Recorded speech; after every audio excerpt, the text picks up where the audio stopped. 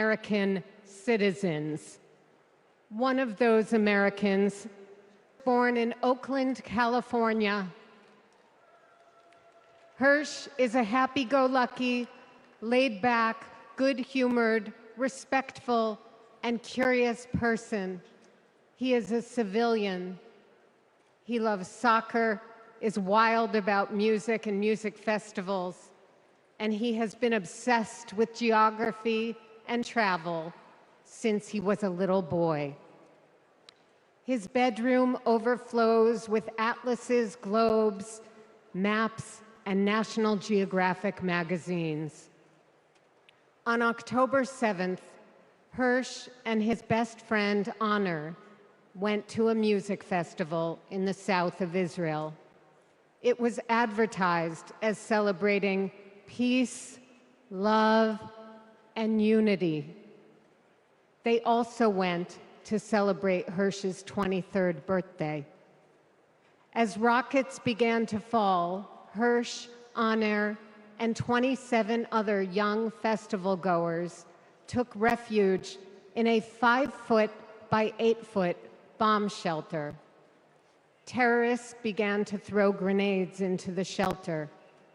Honor stood in the doorway and repelled 7 of those grenades before the 8th one killed him. Altogether at the Nova Music Festival, 367 young music lovers were killed. This was just one of the many attacks on neighborhoods and communities in southern Israel on that terrible day. In total, 1,200 were killed, including 45 Americans. Hirsch's left forearm, his dominant arm, was blown off before he was loaded onto a pickup truck and stolen from his life and me and John into Gaza. That was 320 days ago. Since then, we live on another planet. Anyone who is a parent or has had a parent can try to imagine the anguish and misery that John and I and all the hostage families are enduring. Rachel and I are comforted to be back in our sweet home, Chicago. We were both born and raised here, and our families still live here. This is a political convention,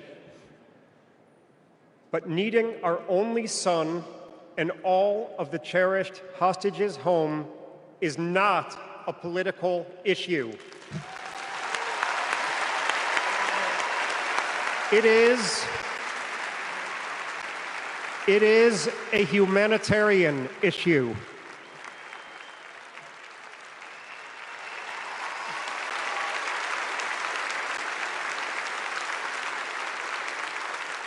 The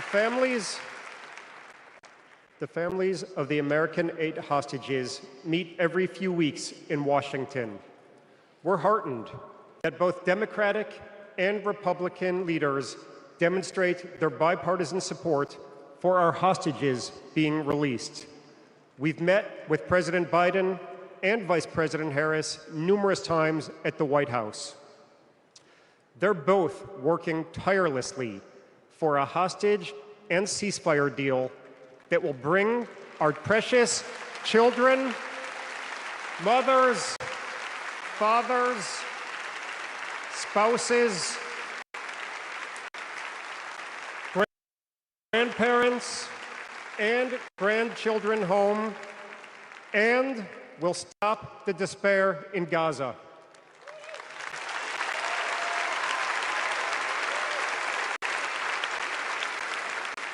We are all deeply grateful to them.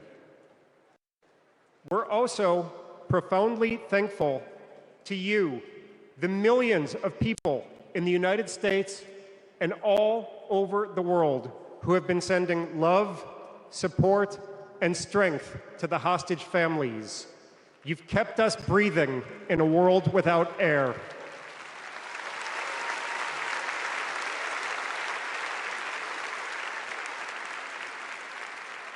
There is a surplus of agony on all sides of the tragic conflict in the Middle East. In a competition of pain, there are no winners.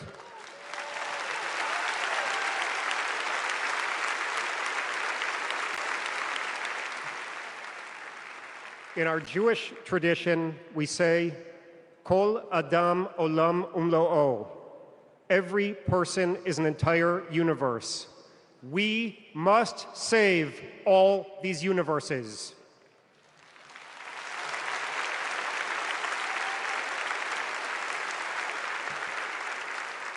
In an inflamed Middle East, we know the one thing that can most immediately release pressure and bring calm to the entire region. A deal that brings this diverse group of 109 hostages home and ends the suffering of the innocent civilians in Gaza.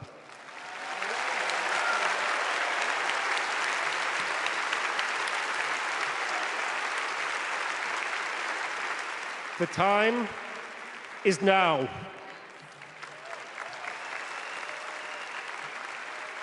Hirsch,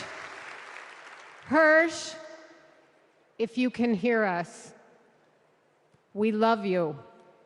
Stay strong. Survive. Bring them home.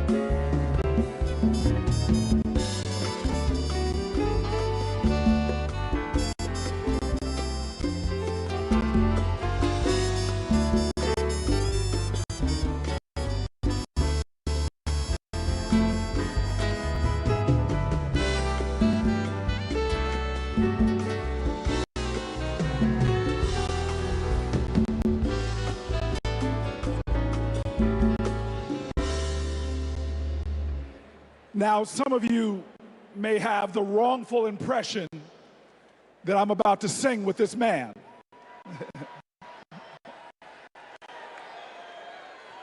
That ain't gonna happen. But I'll tell you what, I want to bring you all to a street in Newark, New Jersey called Martin Luther King Boulevard. On that street was this incredible housing project called Brick Towers. We never mistaked wealth with worth. In those towers was a tenant president named Miss Virginia Jones. Her son was murdered in the 1980s in the lobby of one of those buildings, but she was a woman of invincible joy. And I'll tell you this, I used to ask her, how are you so joyful? And she would always tell me, as a church woman, she'd say, the joy I have, the world didn't give it to me. Come on now, come on now. She taught me that you've got to generate the joy, that hope is the active conviction that despair will never have the last word. And so tonight, there are so many challenges in our nation. There are so many problems that we're facing. Heck, if America hasn't broken your heart, you don't love her enough. But yet, we will be joyful warriors. We are going to bring back to the journey of our nation joy. And if there's any tradition in America that has helped us to generate that joy, it has been the artists of America. It has been those folks bringing the rock and roll and the funk, bringing the gospel and the hard rock. Well, tonight we are blessed by one of those great American artists that helps us to cleanse our spirits, to raise our hearts, and to bring in that joy. Ladies and gentlemen, I give you one of the true greats in America, someone to bring the joy to this incredible arena, Maren Morris.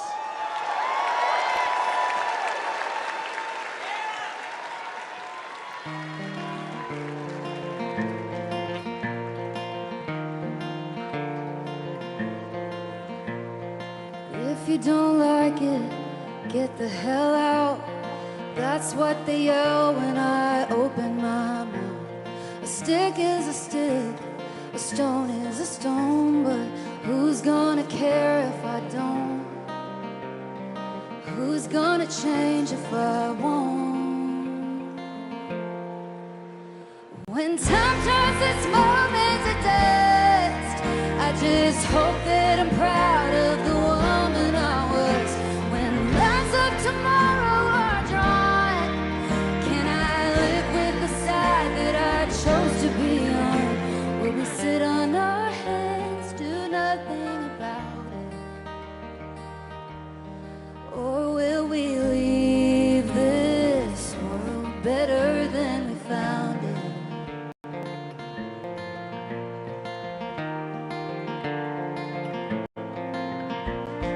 Over and under and above the law, my neighbor's in danger.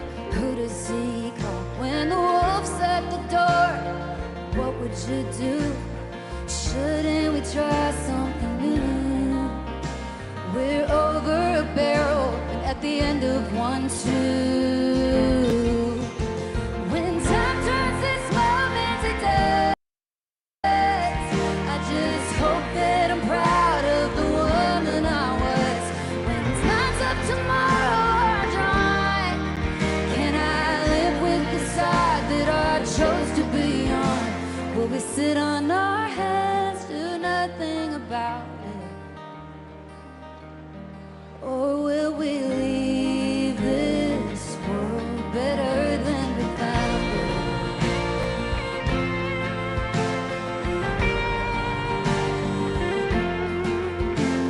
America, America, divided we fall. America, America, God save us all from ourselves and the hell that we built for our kids. America, America, we're better than this. When time turns this moment to dust, I just hope my son's proud of the woman I was. When lines of tomorrow are drawn, can I live with the side that I chose to be on? Will we sit on our hands, do nothing about it? Can we leave this world better than we found it? America,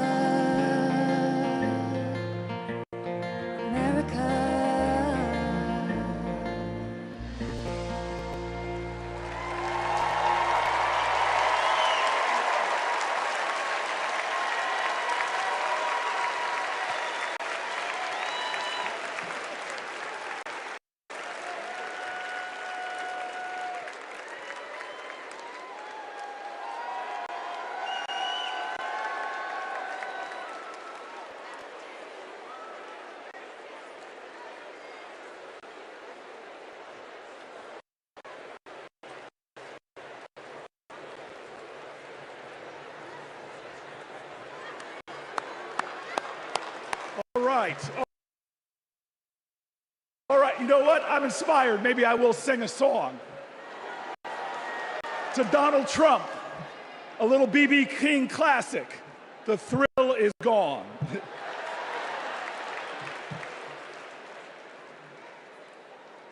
I want you all to know tonight is about joy. American history, our common history, is a testimony to taking on the insurmountable and achieving the impossible. That should bring us joy. Our progress never ever came easy. But in America, we do hard things. We built labor unions and small businesses. We created great public education and world-changing innovation. We nurtured the best athletes and artists humanity has ever seen, and we kept the promise of Medicare and Social Security for our seniors. Look at who we are. Against bigotry and hate, we advanced equal rights for all Americans. Civil rights, workers' rights, LGBTQ rights, reproductive rights, the right to marry who you love, the right to be free. We did all of this in a way that didn't pit American against American. We did this by healing rifts, by bridging divides, by pulling people together. And all the while, we in this nation lived up to our calling and our creed to be a more perfect union, to make this one nation under God a little more indivisible. Now, you all know this. Trump betrays these ideals. He viciously attacks Democrats and Republicans. His put-downs know no shame. John McCain's military service, Nikki Haley's heritage, women, people with disabilities, trans people, our veterans. He is indiscriminate in his put-downs. His is the politics of smear and fear, not inspiration and elevation. Donald Trump speaks more of American carnage than American compassion. But in America, you can't lead the people if you don't love the people. All the people. Now, our nominees, Kamala Harris and Tim Walz, they bring the joy. Think about it. They're descendants of immigrants, shopkeepers, slaves, educators, people who faced pain with perseverance, people who met hate with love. They are the living dreams of their ancestors. But look in this arena, look around you right now. We are all our ancestors' wildest dreams. Generations who faced impossible odds and that responded to every one of their challenges with that classic American creed, yes, we can.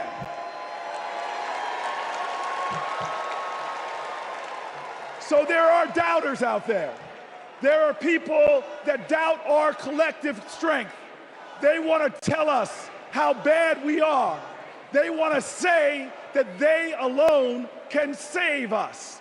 Well, we know that the power of the people is greater than the people in power. And we're not going to lose our faith. Look, I want everybody in here to let us all say it together. I believe in America. Let me hear you. I believe in America. I believe in America because our elders told us that no matter what the obstacle, like the gospel says, we shall overcome. I believe in America because our soldiers died on beaches and battlefields. They died at sea and in the air so that we could be free today and say together, I believe in America. I believe in America because our fighters fought at Stonewall. Our marchers marched in Selma. Delegates met at Seneca Falls. Every single one of them believed in America, even when America didn't believe in them. Say it with me now. I believe in America because King dared to dream the impossible dream, because Neil Armstrong went to impossible heights, and because when we elect Kamala Harris, there is not a boy or girl in America from any creed, color, or heritage that will ever think being President of the United States is impossible again. Say it with me. I believe in America, the land of hope and heroism. I believe in America, the land of courage and compassion. I believe in America, where we share common ground and common cause and one common destiny. And let me tell you, if you believe in America, if you love in America, then you will work for America. And when we work together, when we stand together, when we organize together, when we vote together, I will tell you this, when we fight, we win.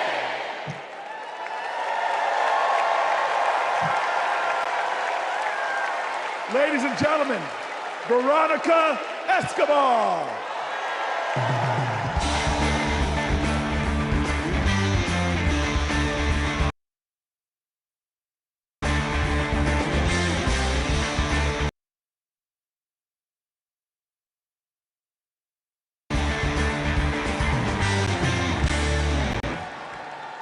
Buenas noches. Like countless Texans, I grew up going back and forth across the border from El Paso to Ciudad Juarez. My family would shop, have dinner, go to the doctor, pick up medicines. The border is my beloved home, the place where my children grew up. Forget what you hear on the news. I'm from there. When it comes to the border, hear me when I say, you know nothing, Donald Trump. He and his Republican imitators see the border and immigration as a political opportunity to exploit instead of an issue to address. Congress hasn't passed comprehensive immigration reform in nearly 4 decades. The 3 times they tried, Republicans blocked legislation that would have funded border security and created a more humane immigration system. They are not serious people. You know who is serious? Kamala Harris. I met the Vice President when she visited El Paso. I saw firsthand how she engaged with law enforcement, migrants, and human rights advocates. She was curious. She asked questions. She listened. And she didn't care if the cameras were on. Most of all, she recognized that the situation at the border is complicated, as filled with opportunities as it is with challenges. All Republicans have to offer is demonization and bluster. Democrats have solutions. With Kamala Harris as president, we can live up to the promise of America. We can strengthen legal pathways to immigration. We can secure our borders, and we can treat with dignity those who seek a better future within them.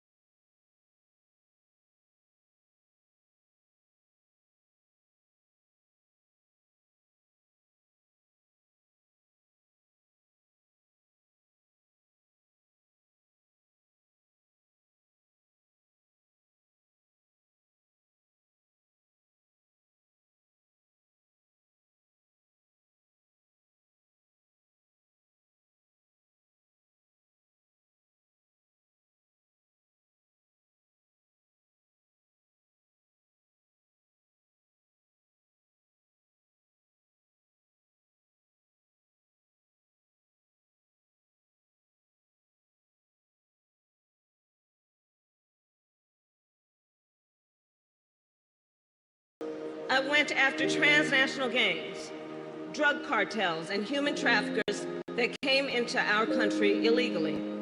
I prosecuted them in case after case, and I won.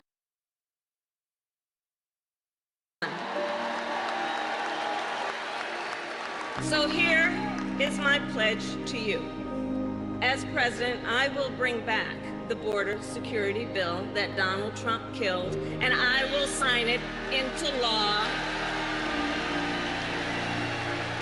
and show Donald Trump what real leadership looks like.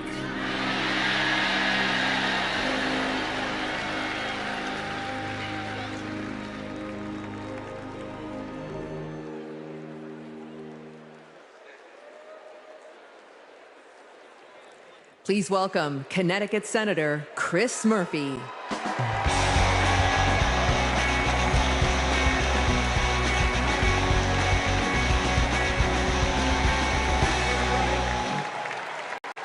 So, I just want to let you know, that everything that you just saw in that video, that's exactly what happened. I know because I was the Democratic senator who negotiated that bill to secure the border with President Biden and Vice President Harris. I want to tell you this as well. Donald Trump's allies weren't just in the room. They helped us write the whole bill. It was a bipartisan bill. It was a tough bill. $20 billion in new border security gave the president the emergency power to shut down the border, made compassionate but serious reforms to our asylum system. One Republican said it would have had almost unanimous support if it weren't for Donald Trump. Trump killed that bill, and he did it because he knew that if we fixed the border, he'd lose his ability to divide us, his ability to fan the flames of fear about people who come from different places. Right? You guys know this, right? Hate and division, that's Trump's oxygen. Right? People like Trump and J.D. Vance, they need it to survive in politics. People are saying that they're weird, that they're creepy, and they are weird, they are creepy. But even worse, they're weak.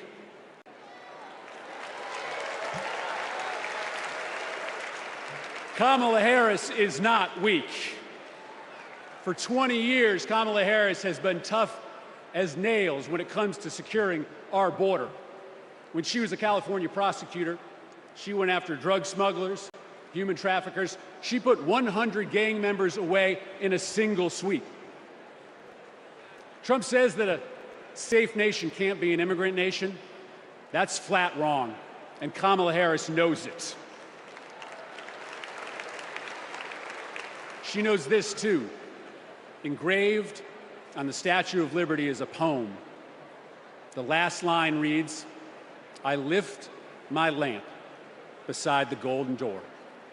For generations, that lamp has called people to start a brave new life in America. My ancestors, your ancestors, and the parents of the next President of the United States of America. Kamala Harris knows that we can be a nation of proud immigrants and a nation of strong immigration laws. That's why when she's president, she will bring that border bill back, and Kamala Harris is going to pass it.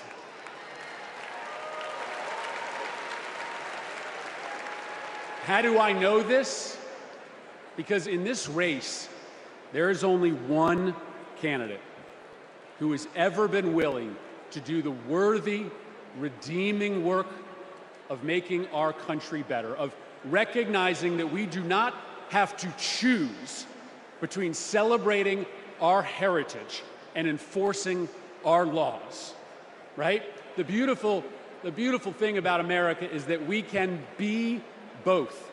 We can be a nation of immigrants who love their country and a nation with a secure border. And there is only one candidate. There is only one candidate who can deliver that vision of America, and it's Kamala Harris. Thank you very much, Democrats.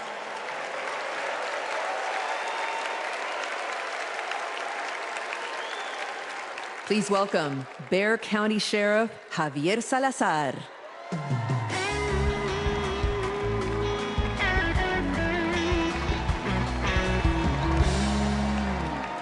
On the other side of the border, the traffickers, they pack migrants into 18-wheelers like cattle, 50, 100 at a time.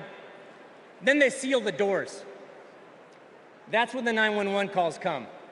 We hear them, desperate, terrified, gasping for air. Now, sometimes we get there in time. Sometimes, despite our best efforts, we can't. When Donald Trump comes down to Texas, stands next to officers in uniforms just like mine, he's not there to help us. Don't think that, not for a second. He is a self-serving man.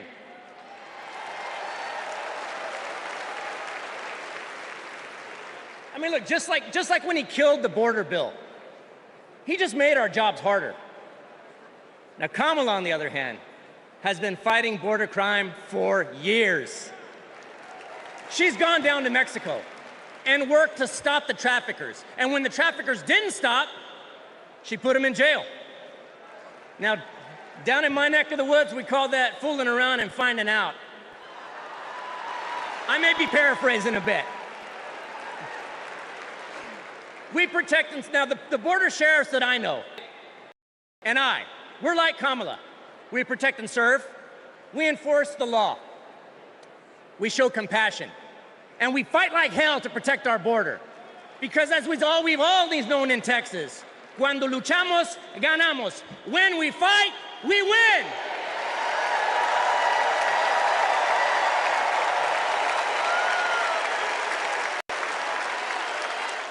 Please welcome California Representative Pete Aguilar.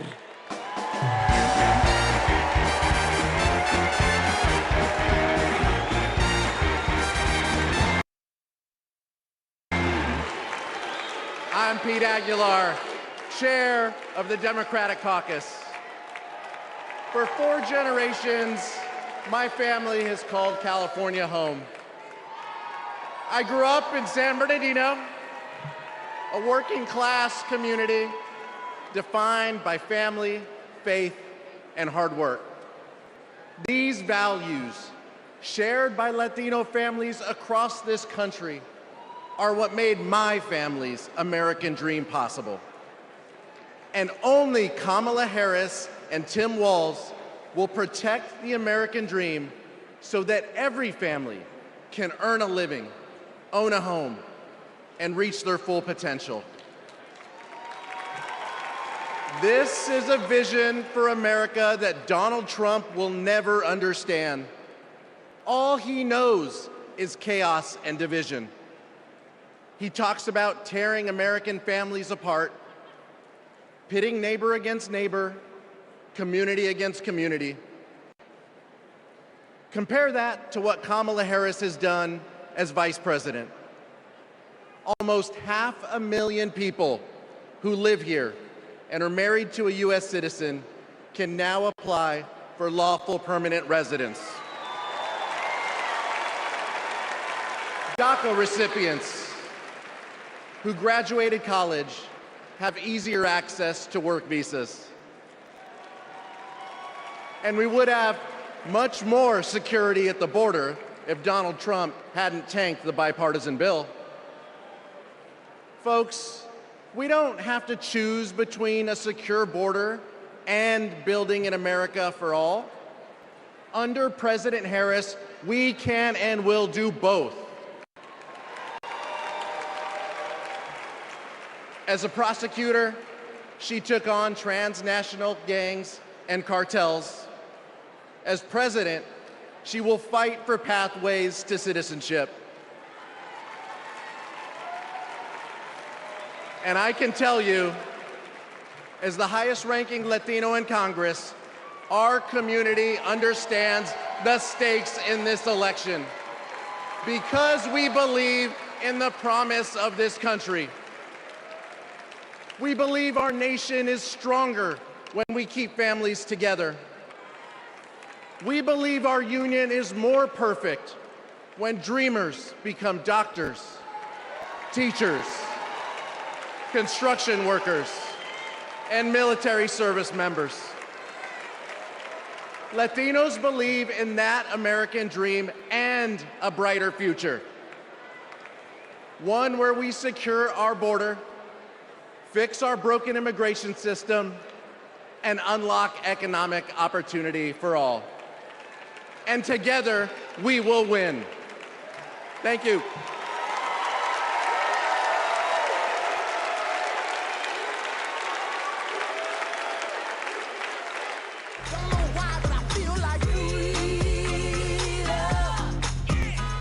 I'm a Filipino-Japanese DACA recipient. I am a third-year medical student, and I am a DACA recipient. Thanks to DACA, I've been able to open up my own business and represent clients as a lawyer. So many of my dreams came a little bit closer. It is disheartening to know that the court system may end DACA next year, and to also hear Donald Trump calling for mass deportations. It is time that we recognize dreamers for who they are.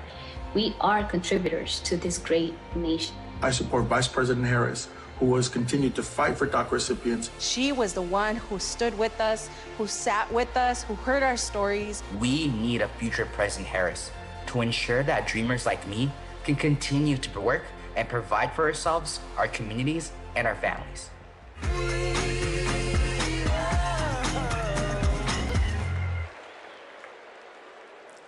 Please welcome United States Marine Corps veteran Carlos Eduardo Espina.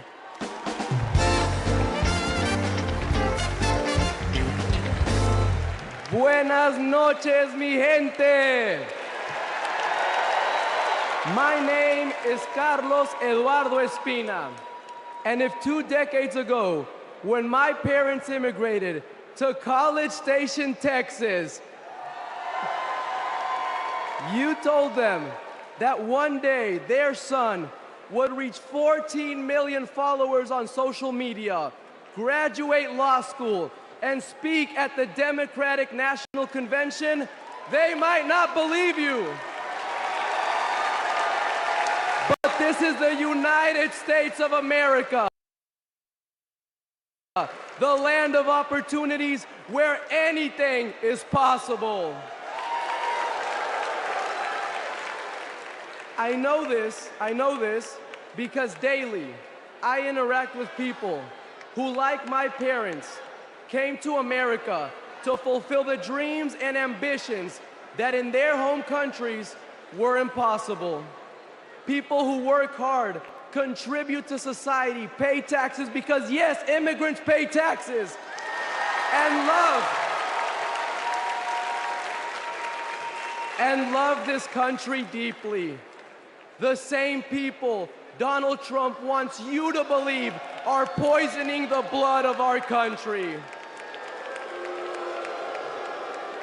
This is dangerous, and it is outright anti-American.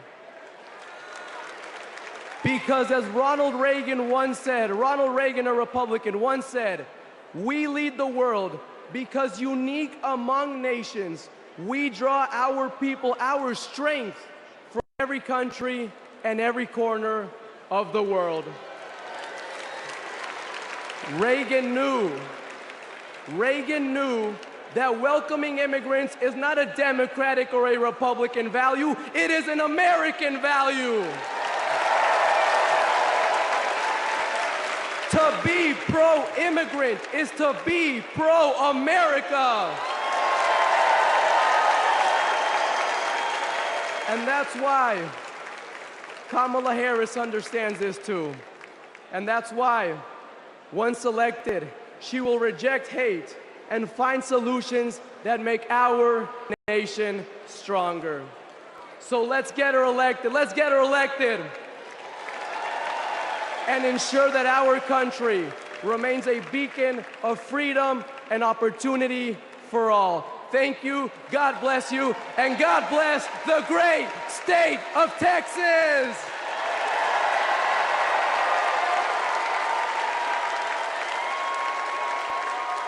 Please welcome former Homeland Security and Counterterrorism Advisor to Vice President Pence, Olivia Troy.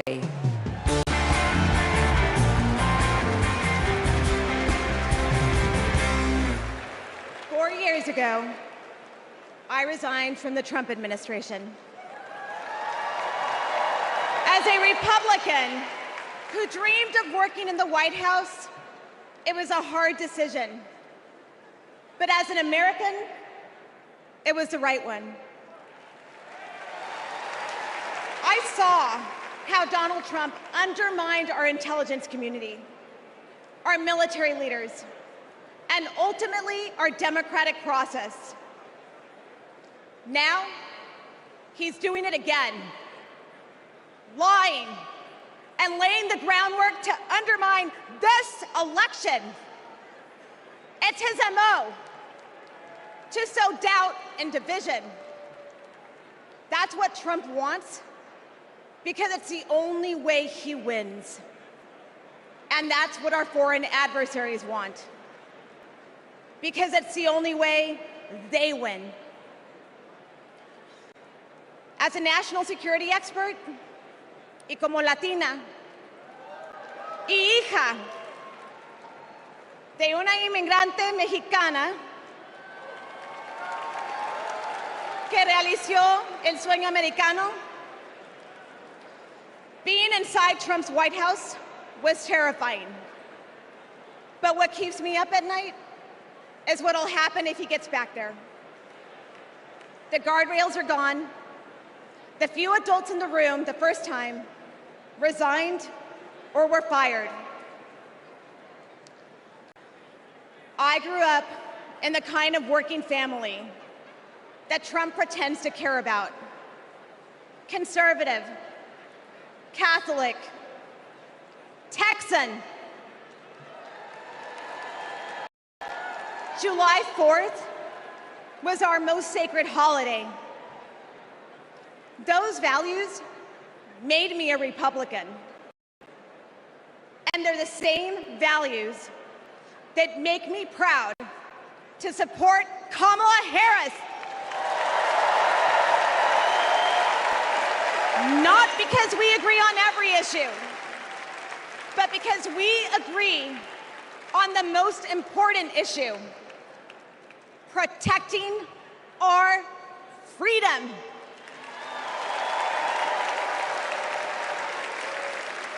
So to my fellow Republicans, you aren't voting for a Democrat.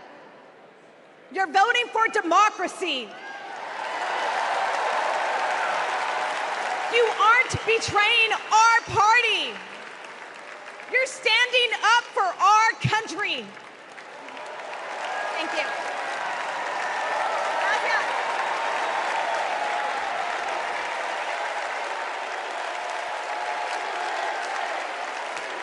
Please welcome former Georgia Lieutenant Governor Jeff Duncan.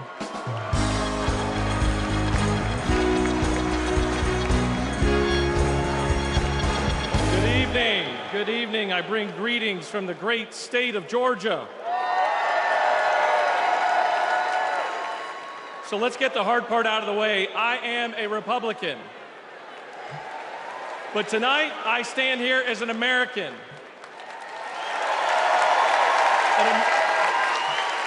An American that cares more about the future of this country than the future of Donald Trump.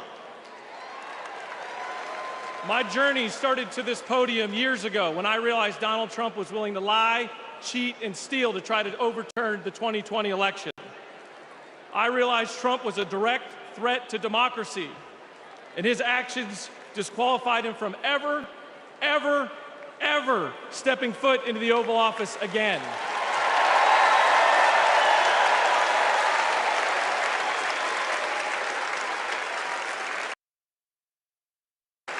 I could spend my time revving up this crowd, but I'm certain I don't have to talk anybody out of voting for Donald Trump here. So I'm going to focus my attention on the millions of Republicans and independents that are at home that are sick and tired of making excuses for Donald Trump.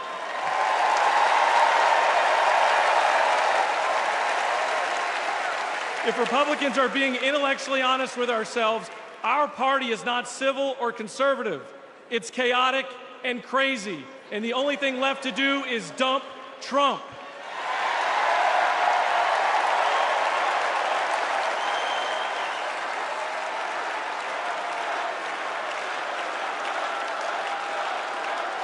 These days, our party acts more like a cult worshiping a felonious thug.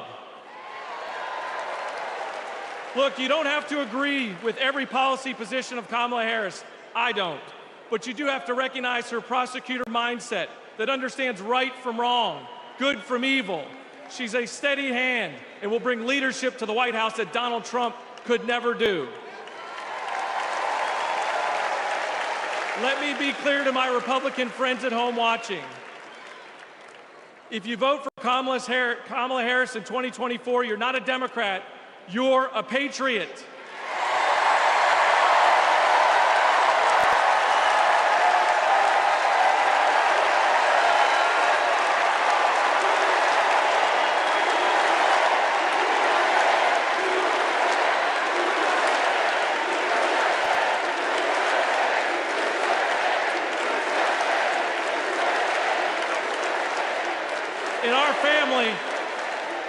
In our family, my wife Brooke and I are raising 3 boys, and we have a family motto. And it says, doing the right thing will never be the wrong thing. During 2020, during just the lowest of lows, when we had armed officers outside our house protecting us from other Republicans, Donald Trump had targeted us. My son came downstairs, and he handed me this coaster that I'd given him years before at a father-son retreat for our church. And he said, hey, Dad, doing the right thing will never be the wrong thing. Stay strong.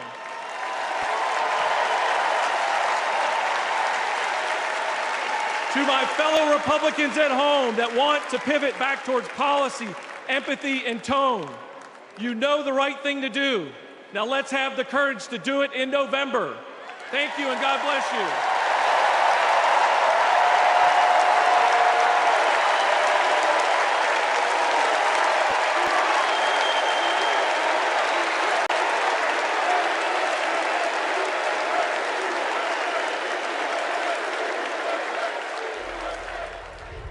We will never give up. We will never concede. It doesn't happen. You don't concede when there's theft involved.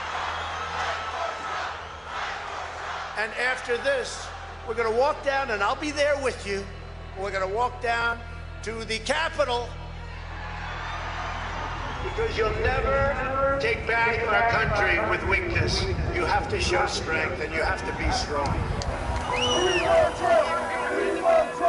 Cruiser 50, it does look like we're going to have an ad hoc march stepping off here. There's a crowd surge heading east.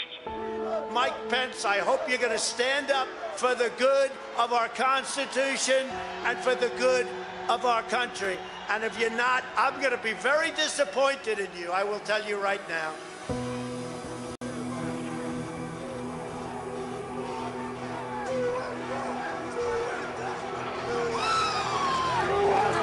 Give riot warning. This is now right here. We're going to give riot warning. We're going to try to get compliance, but this is now effectively a riot.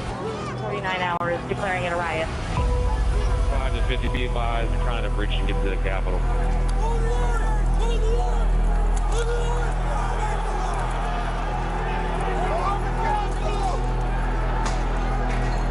We have a breach of the Capitol.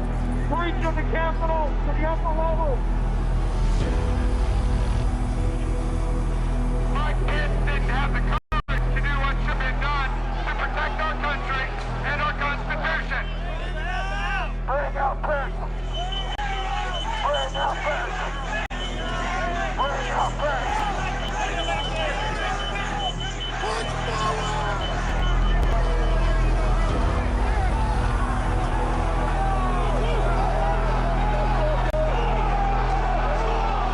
We can't hold this. We're going to get too many people. Look at this vantage point, man. We're trying to hold the upper deck. We're trying to hold the upper deck now. We need area for the House members. They're all walking over now through the tunnel.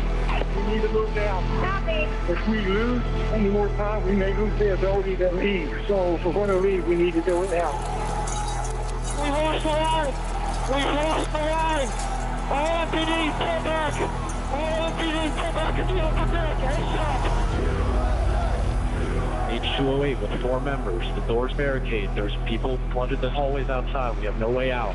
Officers still remaining on the House floor, so we can secure the members on the other side. Copy. Officers down! Get them up! Get them up!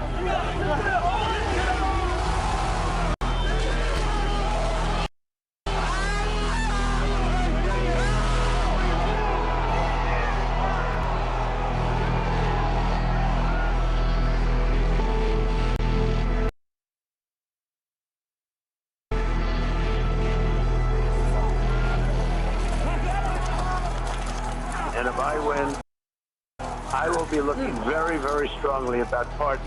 And I mean full pardons with an apology to many, an apology.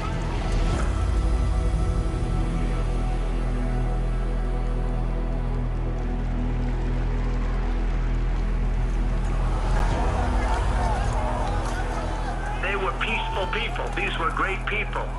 The crowd was unbelievable. And I mentioned the word love, the love in the air. I've never seen anything like it.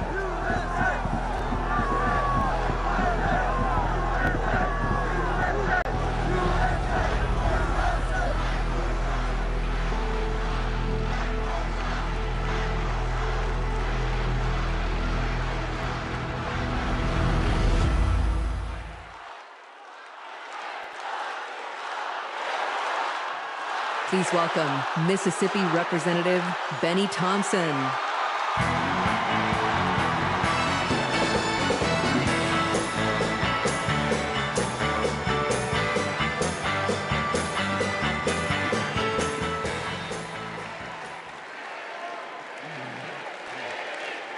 On January 6th, like most of my colleagues, I had one goal: to uphold the votes of the American people, the cornerstone of our American democracy.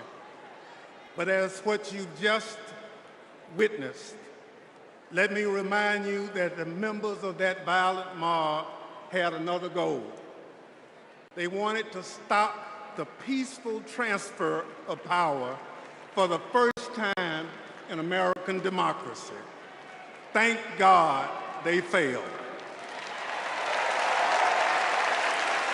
Because in this country, we settle our differences at the ballot box, not through violence. It took a long time to get here, and we are not going back. Because I remember that dark history. It's my own history. In this life, my father never cast a vote because of Jim Crow. So I dedicated my career to protecting the votes against violence and discrimination. You can imagine what I felt on January 6th when I saw with my own eyes those insurrectionists trying to take that away. They did it to rob millions of Americans of their votes. They did it because Donald Trump couldn't handle losing. He lied about the election fraud. He called his conspiracy-led mob to Washington. He would rather subvert democracy than submit to it.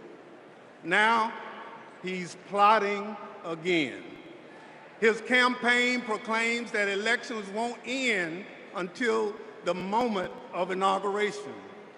We will win or it was rigged. We win or else. This is Donald Trump's America. Elections are about choice. Choose democracy, not political violence. Choose the America we always taught our children to love. Choose Kamala Harris.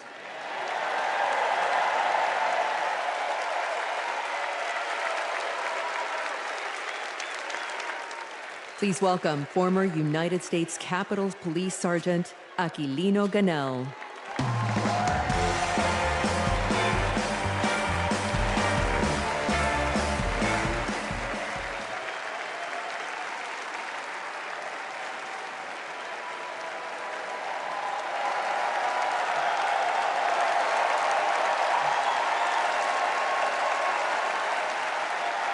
Thank you. Thank you.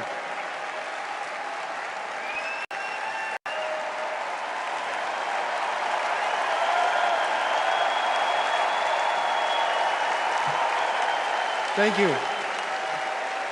Before I begin, I need to acknowledge the sacrifices that 5 officers who died as a result of January 6th made on that day.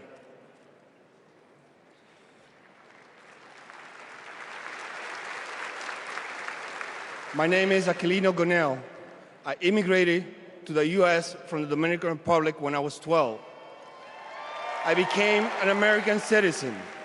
I was a sergeant in the U.S. Army and a Capitol Police officer.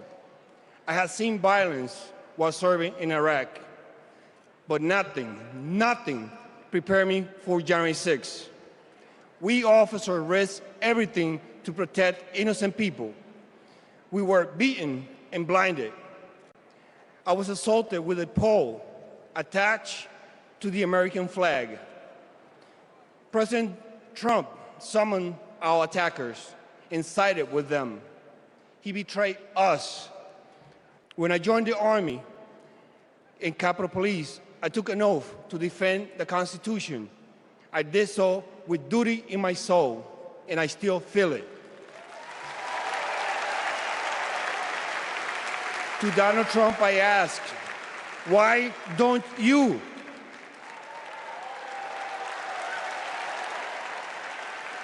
On January 6th, I nearly died protecting the Capitol, and I will do it again for our democracy.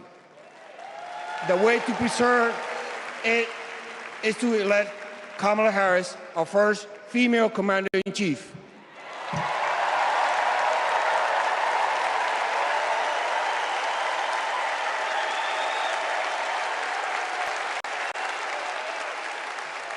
Please welcome New Jersey Representative Andy Kim.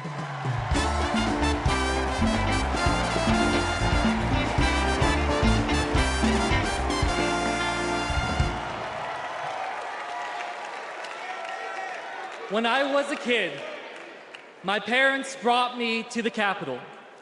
They taught me that it's sacred ground, a symbol of our democracy. When I got to Congress, I was excited to bring my little boys to the same beautiful building. I asked them, "Do you like the Capitol?" And my oldest son, Austin, said, "I love the Capitol, and lowercase too." They are so sweet. But shortly after, we saw something unimaginable. A mob tearing down flags, assaulting police officers. That night, I walked into the rotunda. The floor was covered in broken glass and garbage, strewn with the chaos unleashed by Donald Trump. And I thought to myself, how did it get this bad? So I did the only thing I could think of. I grabbed the trash bag and started cleaning up.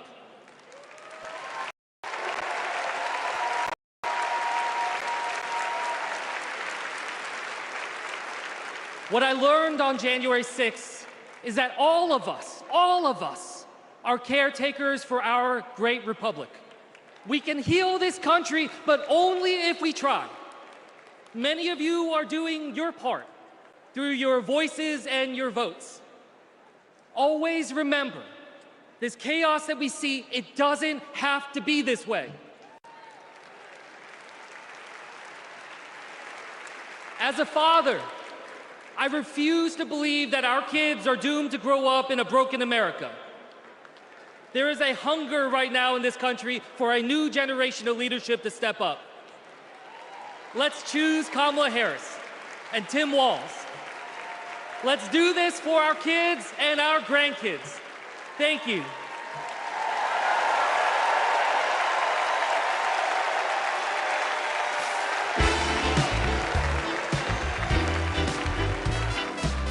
Please welcome Olivia Juliana.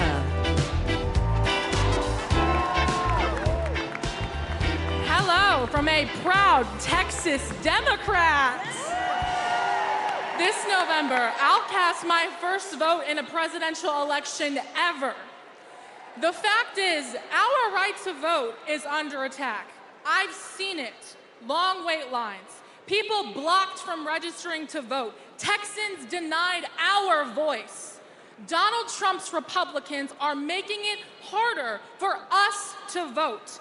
But we won't let them get away with it. And Kamala Harris won't let them get away with it either. She's fought for our freedoms. She's fought for our voice.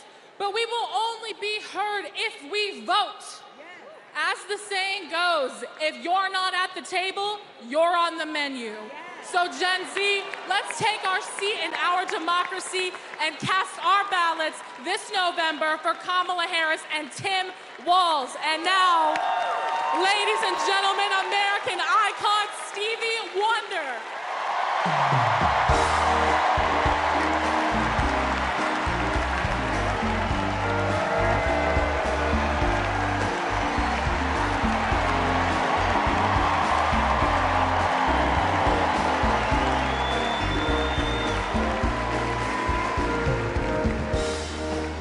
I love you.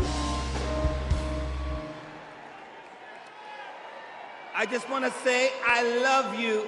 I love you. And every song that I've sang, every song that I've written, it's because of my love for you right here. But this year I've prayed very hard for peace to come to our world's nations, but also to each one of our hearts. Even though our hearts have been beaten and broken, beyond prayer, I know the importance of action, and now is the time to understand where we are and what it will take to win. Win the broken hearts, win the disenchanted, win the angry spirits. Now is the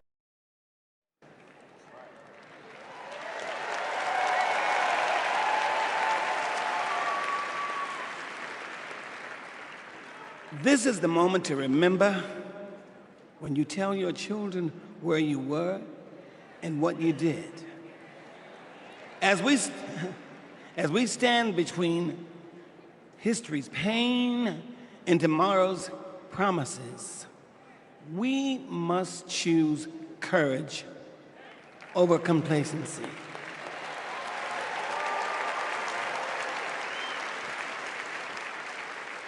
It is time to get up and go vote.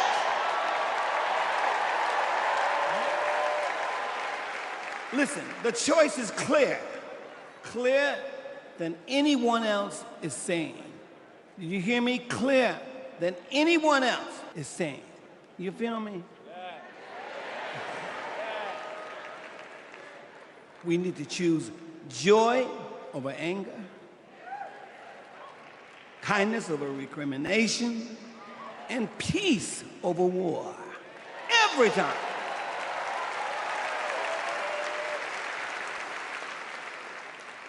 We must choose to be above the ugly words, the hateful anger, and the division those words and anger create. We must keep on keeping on until we truly are a united people of these United States. And then we will reach our higher ground. Are y'all ready? Are y'all ready to reach your higher ground? Are you ready to reach a higher ground? Tell me. I want to hear you again. Are you ready? Are we ready? Because you know we need Kamala Harris. Yes, we do. And we need a great man, as we do have, as a future vice president. You know that. So you know what? I'm depending on you to do, as Spike Lee would say, the right thing. Are y'all ready? Are y'all ready? Are you ready? Mosky, are you ready? I'm ready, Steve. Dancers, are you ready? All right, we need everybody. Clap your hands like this. Everybody clap your hands. Clap, clap, clap, clap. Now somebody scream.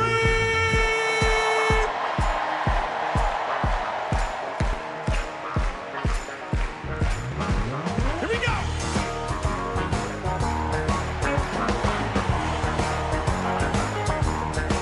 Are y'all ready? Oh, you're gonna have to get louder. We are ready.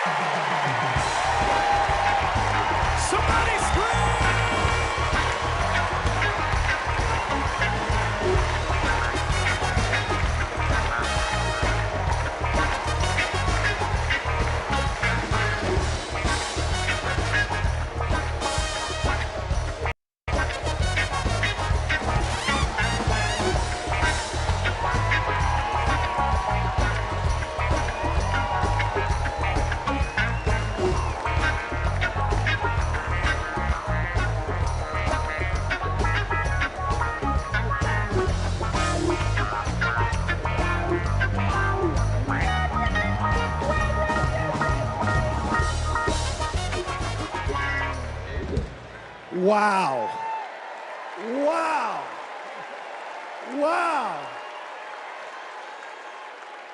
I couldn't see the rest of y'all, but from back, Nebraska was getting down. Stevie's song is powerful, but so was his words. He said courage over complacency. He gave us a call in his remarks. But now I gotta tell you, the party is gonna keep going. We're just getting started, y'all. And this is a segment that I am very, very excited about, because it might be Wednesday night and we might be in Chicago, but it's starting to feel like something I've wanted to say my whole life.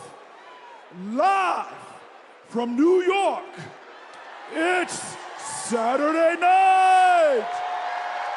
Please welcome Kenan Thompson.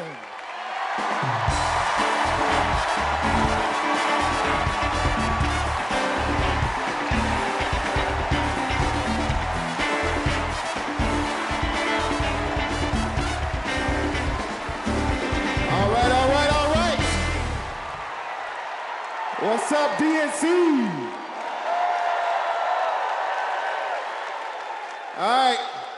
Y'all remember this big old book from before? When Colorado Governor Jared Polis ripped the page out of it? This is Project 2025, the Republican blueprint for a second Trump term. It is boo. It is a real document that you can read for yourself at kamalaharris.com/Project 2025.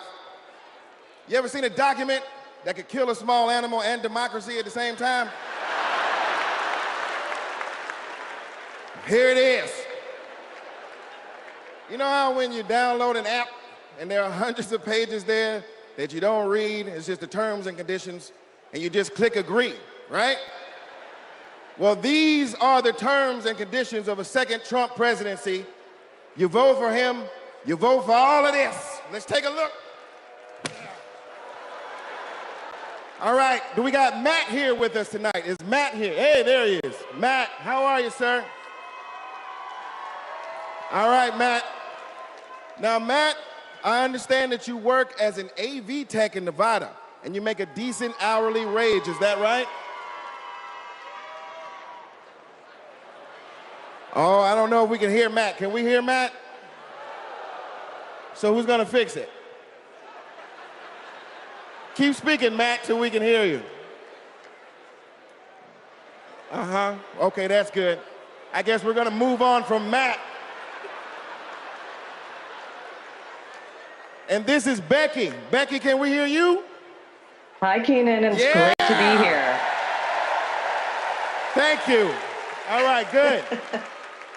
Now, Becky, you're married, correct? I am. Me and my wife have been together for about 8 years. Oh, that's amazing. Very, very cute. Thanks. But I have got some bad news for you. I hate that. On page 584, Project 2025 calls for the elimination of protections for LGBTQ plus Americans.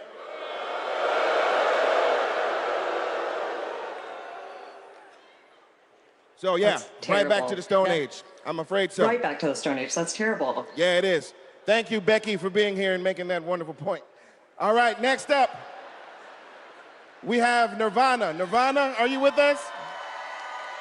And your people are with us as well? All right, good.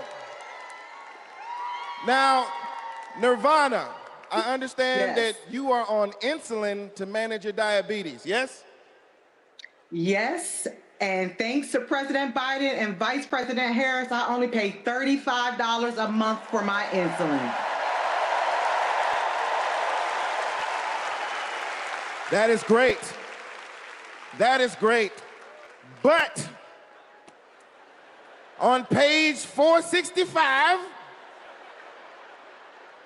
Project 2025 calls for millions of people like yourself to pay more for prescription drugs like insulin. Why? Why? Well, I guess maybe to help Big Pharma make more money that they can donate to Republican politicians, I assume. Yeah, that makes sense. Yes, unfortunately, it does make sense. All right, let's talk to Anita. Anita, are you there? Yes. Hello, Anita. Hello. And Anita, what do you do for a living? I'm an OBGYN who delivers babies and does surgery.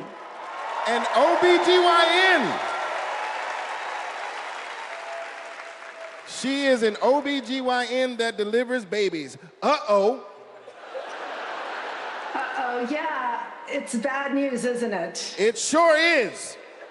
On page 459, Project 2025 resurrects a law from the 1800s called the Comstock Act to ban abortion nationwide and throw healthcare providers in jail.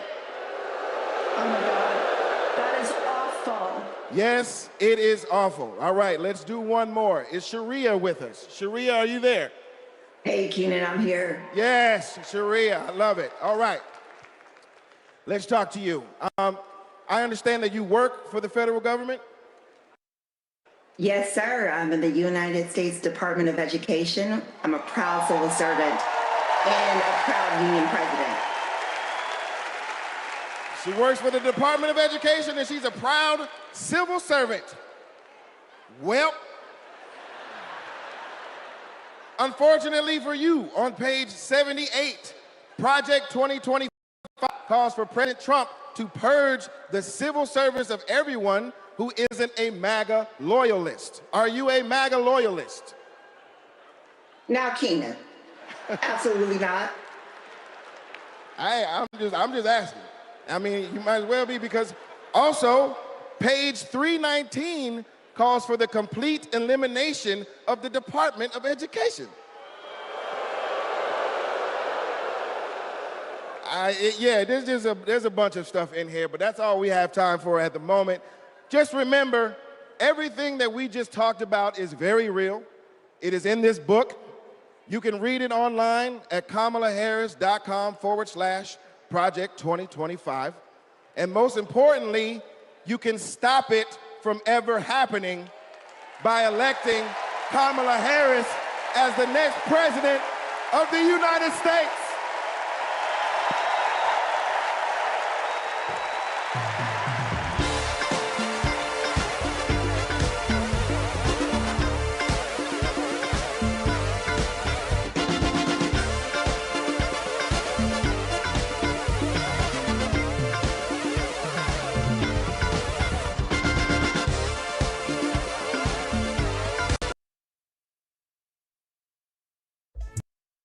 Worried about insufficient funds to send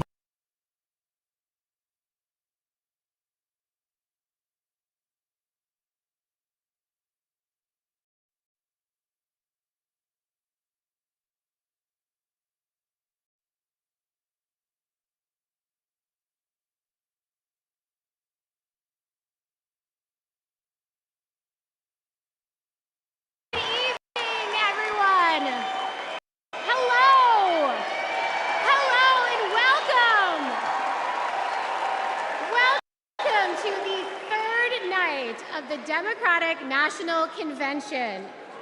My name is Mindy Kaling. Thank you. For those of you who don't know me, I am an incredibly famous Gen Z actress who you might recognize from The Office. Thank you, The Mindy Project. Or as the woman who courageously outed Kamala Harris as Indian in an Instagram cooking video. Yes, you're welcome. I am so proud to be here supporting my friend. But the real reason I am here is that deep down, I truly believe that as a woman of color and as a single mother of 3, it is incredibly important that I be appointed ambassador to Italy. That's how this works, right? That's like why I'm here. I've never been, I'm dying to go. And guys, I just really need a break. I know it's not the priority tonight, but just think about it. I am actually here because I have known the Vice President for a long time, and I want to tell you a story about one of the first times I ever met her.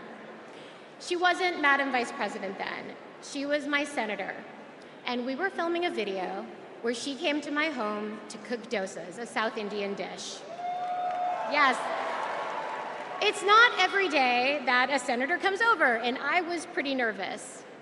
But when she arrived, we immediately hit it off. We talked about the love we have for our moms, who had both passed away from cancer.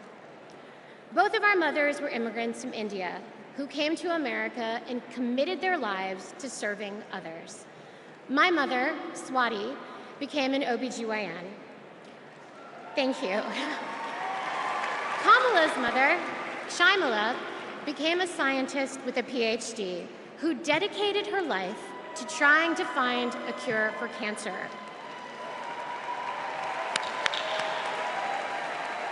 And after speaking to Kamala, it was clear to me that Shyamala had passed down the same optimism and fearlessness to her daughter. But the thing I remember the most about the vice president is that Kamala Harris can cook. Guys, she was so much better than me. But she also knew that my family was watching. So, as she gently corrected my sloppy dosa making, she was complimenting me every step of the way, making sure that my daughter Kit heard how good of a cook I am. She had a desire to be seen as better than anyone else. She just wanted my kid to be impressed with her mom. And when she finally bit into my dosa, she looked at me and said, really good, and then never took another bite again. Yes, but it is that warmth, that generosity of spirit that I know she will bring to the White House as our next president. Kamala Harris cares deeply about other people. She will fight to protect our freedoms because those are the values that her mother passed down to her. But in order to protect those freedoms, Democrats also need to win the House. So we have a lot to do, and please welcome to the stage your next Speaker of the House, Hakeem Jeffries.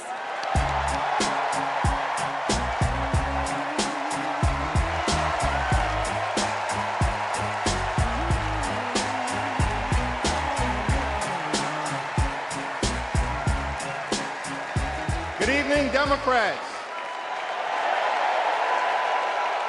It's a high honor and a distinct privilege as a Brooklynite, New Yorker, and as an American to stand before you today and unequivocally express my support for Kamala Harris and Tim Walz to be the next President and Vice President of the United States of America. Over the last few years, House Democrats have been hard at work, and we could not have asked for a better leader to partner with than President Joseph Robinette Biden, who will go down as one of the most consequential presidents of all time. Last month, President Biden selflessly passed the torch to Vice President Kamala Harris, who is ready, willing, and able to fight for the people. Kamala Harris is a courageous leader, a compassionate leader, and a common sense leader who will deliver real results for everyday Americans. Kamala Harris is fighting for our freedom. Kamala Harris is fighting for our families. Kamala Harris is fighting for... If you feel hard to find into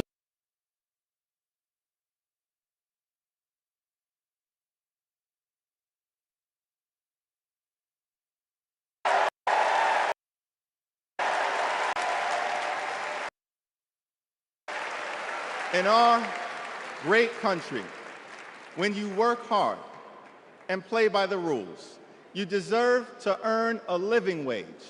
You deserve to have an affordable place to call home.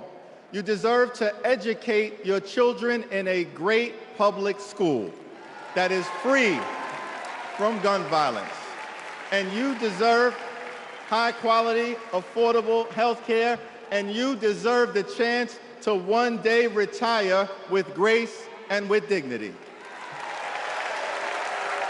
But for far too many people in our great country, they are struggling to live paycheck to paycheck. And as a result, the American dream is out of reach. Here's the thing, extreme MAGA Republicans don't care about everyday Americans. They only care about themselves. Our approach, led by Kamala Harris and Coach Walz, is very different. We care about you, the American people.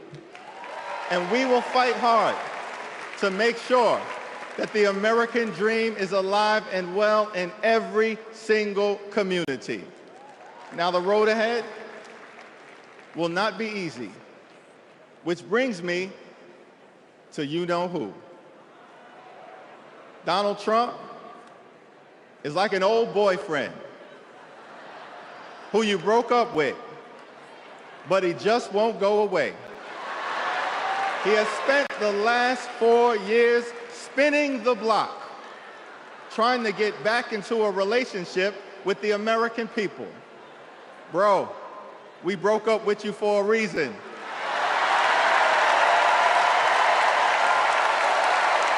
Trump was the mastermind of the GOP tax scam, where 83% of the benefits went to the wealthiest 1% in America. Trump failed our country during the COVID-19 pandemic.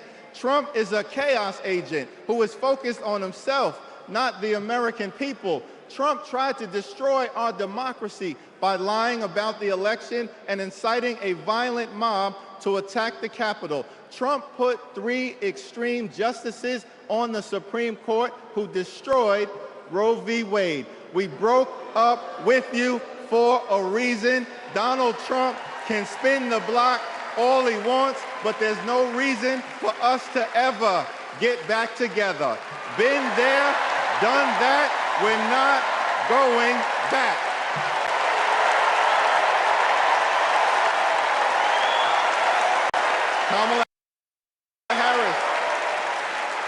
Kamala Harris and House Democrats will always put people over politics. Kamala Harris and House Democrats will lower costs and grow the middle class.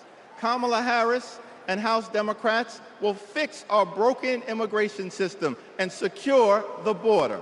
Kamala Harris and House Democrats will strengthen the relationship between the police and the community. Kamala Harris and House Democrats will continue to combat the climate crisis with the fierce urgency of now. Kamala Harris and House Democrats will protect Social Security, protect Medicare, protect Medicaid, protect the Affordable Care Act, protect working families, protect small businesses, protect the middle class, protect free enterprise, protect our children, protect our seniors, protect our veterans, protect our unions, protect our dreamers, and always protect a woman's freedom to make her own reproductive health care decisions.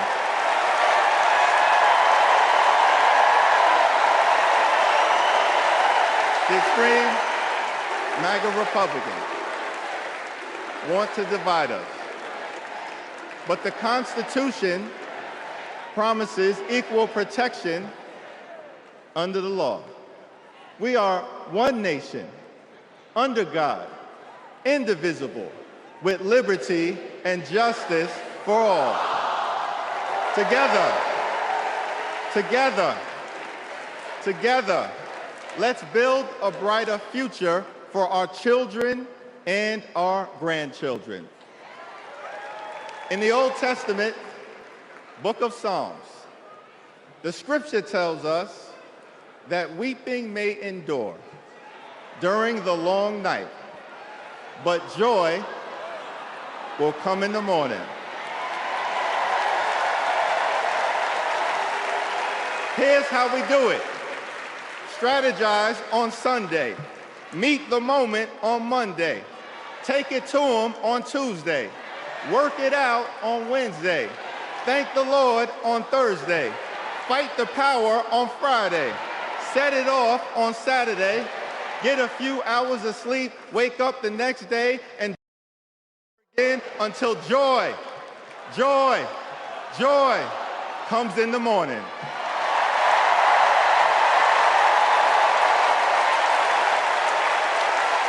Now there's only 76 days left.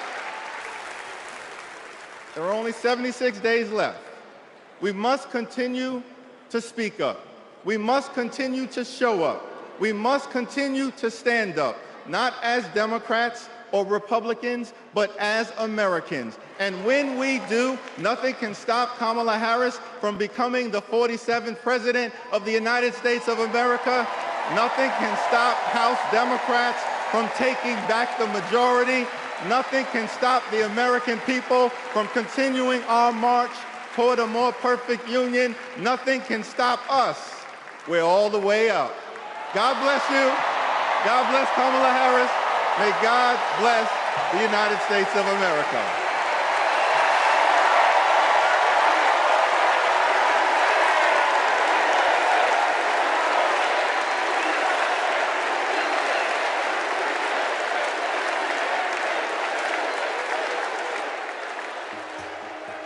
You want to go outside today?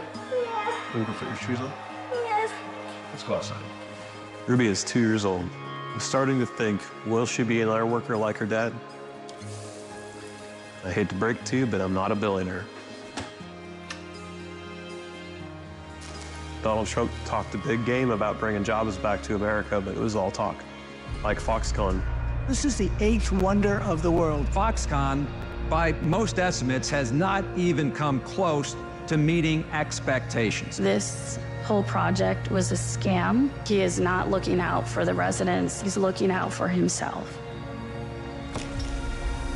You know what Trump delivered? $2 trillion in tax cuts focused on his billionaire buddies and big corporations. You're rich as hell. It makes me angry. Billionaires don't pay their share of the load. And he wants to do that again. Trump talked a massive game about infrastructure. What a joke. We call it Infrastructure Week. Infrastructure is the easiest of all. We're going to get this infrastructure going. Trump was too incompetent to get it done. Who's he looking out for? Not us, not my family. You know who got it done? Joe Biden and Kamala Harris. Biggest infrastructure package in history. Infrastructure is just a fancy word for jobs. Not just union workers, but for everyone. Small businesses are booming. Communities are starting to thrive again. I wish it was faster. The prices are easing. Kamala Harris helped deliver the largest job growth in American history. Wages are higher. Manufacturing is booming. We're building roads, bridges, airports again. That's a fact. And we have healthcare. When our middle class is strong, America is strong. Kamala's goal is to rebuild the middle class for families like mine.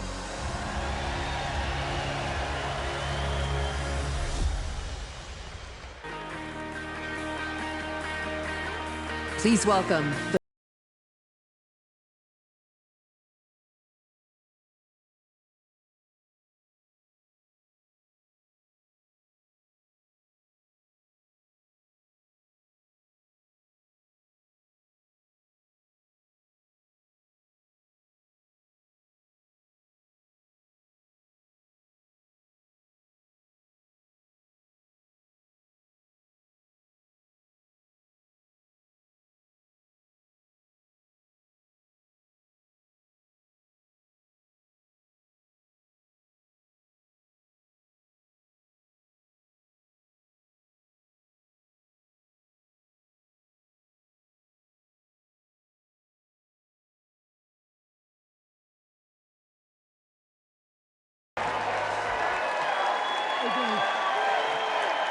Thank you. Whoa.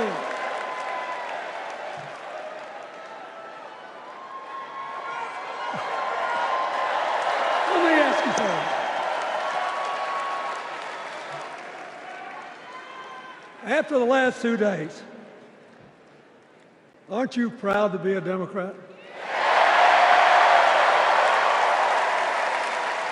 And I am very grateful to the Republicans and independents that have joined us, have been up here on the stage.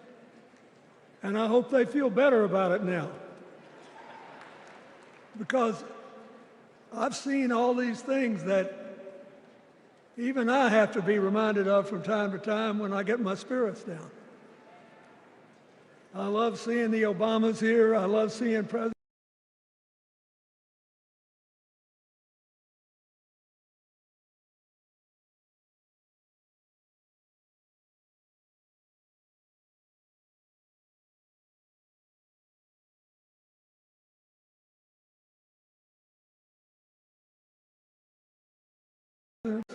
Most of them are coming up after me.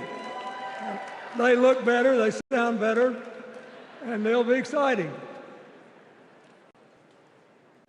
I do want to say one word about President Biden. Remember, he had an improbable turn that made him president. And we were in the middle of a pandemic and an economic crash. He healed our sick and put the rest of us back to work. And he strengthened our alliances for peace and security. He stood up for Ukraine. He's trying desperately to get a ceasefire in the Middle East.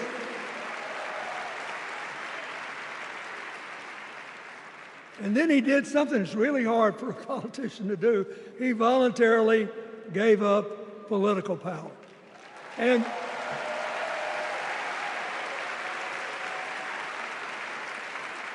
George Washington knew that, and he did it. And he set the standard for us serving 2 terms before it was mandatory. It helped his legacy, and it will enhance Joe Biden's legacy. And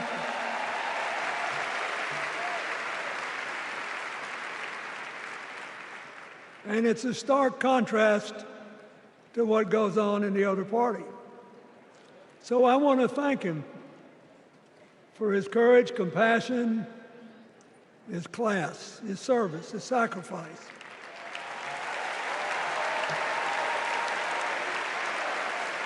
Joe Biden, thank you. And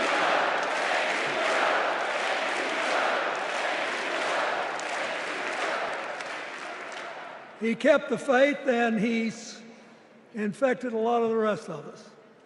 Now let's cut to the chase. I am too old to gild the lily. 2 days ago, I turned 78, the oldest man in my family of 4 generations. And the only personal vanity I want to assert is I'm still younger than Donald Trump.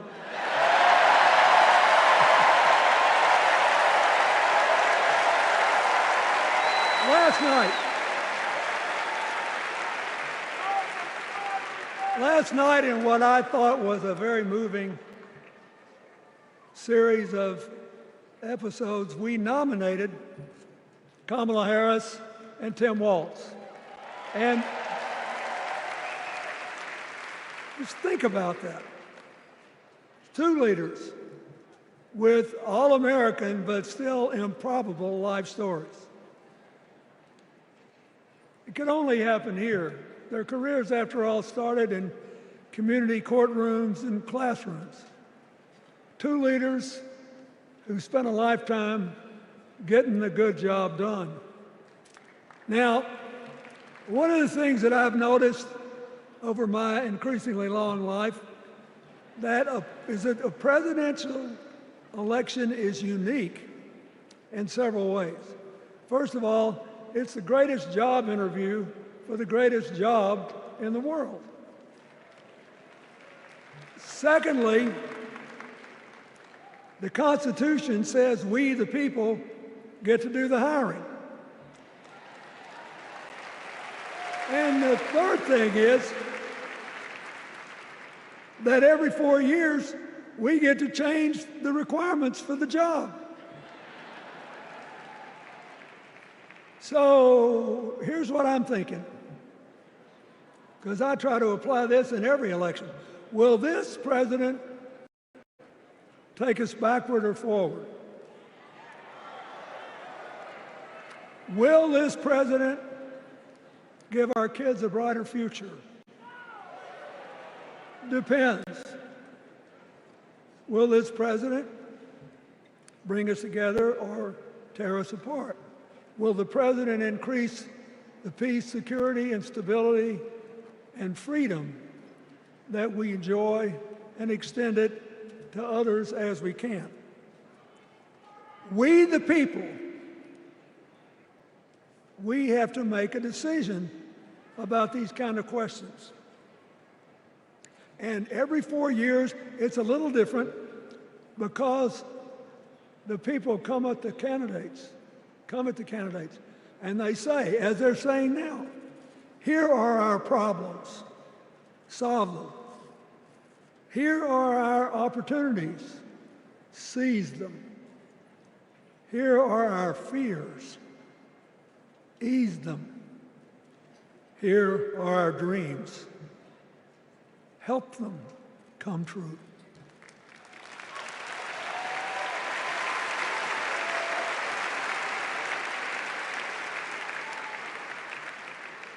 A president can answer that call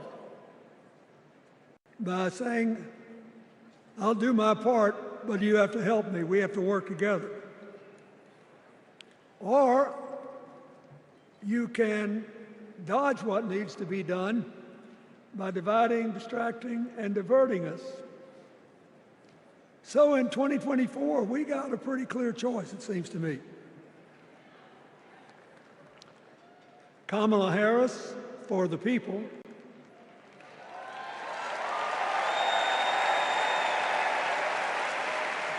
and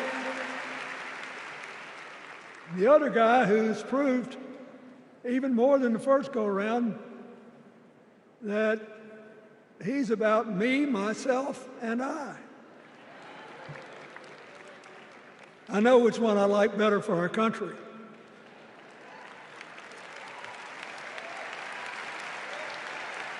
Kamala Harris will work to solve our problems, seize our opportunities, ease our fears, and make sure every single American, however they vote, has a chance to chase their dreams.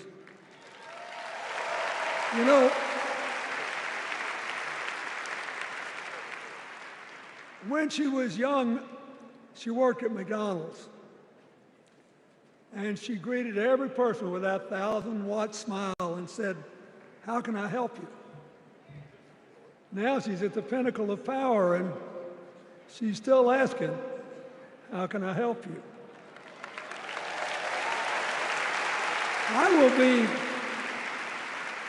I'll be so happy when she actually enters the White House as president, because she will break my record as the president who spent the most time at McDonald's.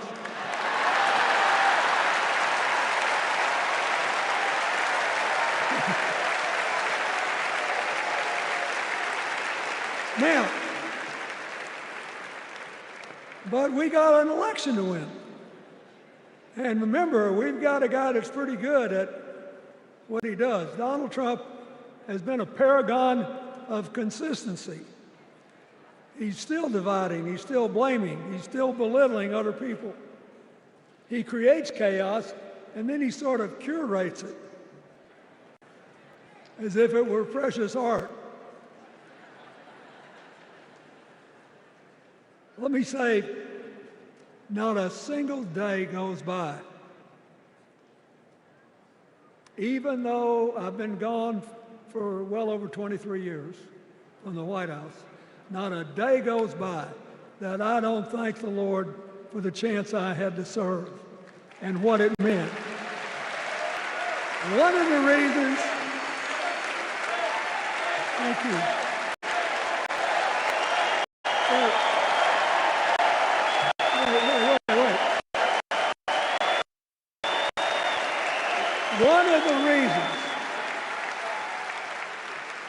One of the reasons I love the job so much is that in the toughest times, even on the darkest days, if you tried hard enough, there was always something good you could do for somebody else. Now,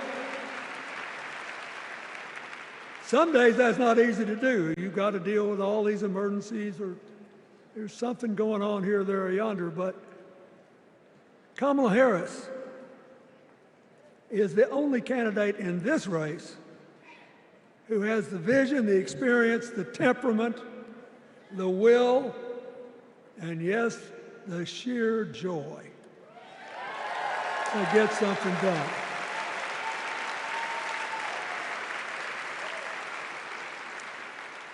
I mean, look, what does her opponent do with his voice? He mostly talks about himself, right?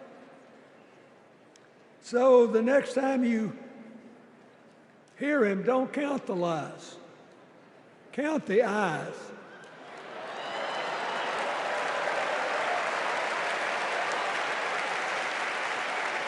Count the ayes. His vendettas, his vengeance, his complaints, his conspiracies. He's like one of those tenors opening up before he walks out on stage like I did, trying to get his lungs open by singing me, me, me, me, me, me.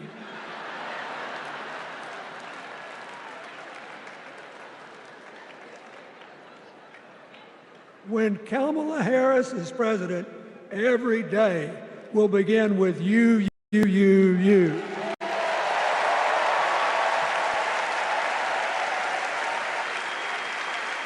So, we got to ask ourselves the questions if we're going to hire a president. Do you want to build a strong economy from the bottom up and the middle out? Or do you want to spend the next 4 years talking about crowd size?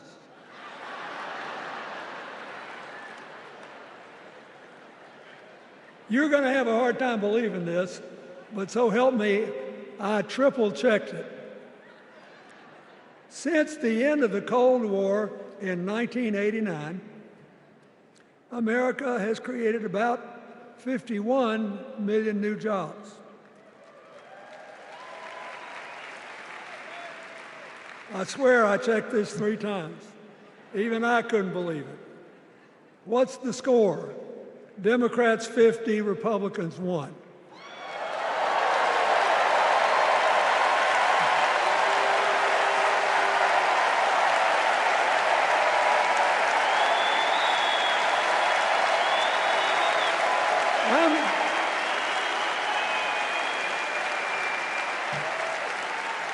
I'm glad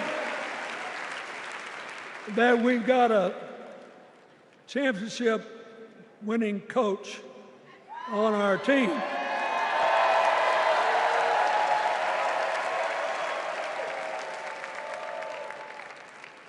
But even the most limited of us in what we know about football or any other sport knows that if you're got 50 and the other side's got 1, you're ahead.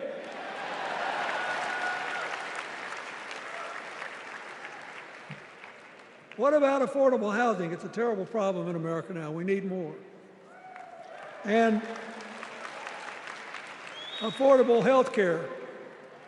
That's why the Democrats put a limit on monthly payments for insulin and a $2,000 a year out-of-pocket limit, and are trying to cover more drugs by bargaining for prices. We need more financing for small businesses. We need still to strengthen our alliances. I almost croaked in the first debate of this election season when President Trump said nobody respected America anymore like they did when he was president. Wait. And with a straight face. Look, you got to give him. He's a good actor. With a straight face, he cited as evidence of the respect that existed for us when he was there the presidents of North Korea and Russia.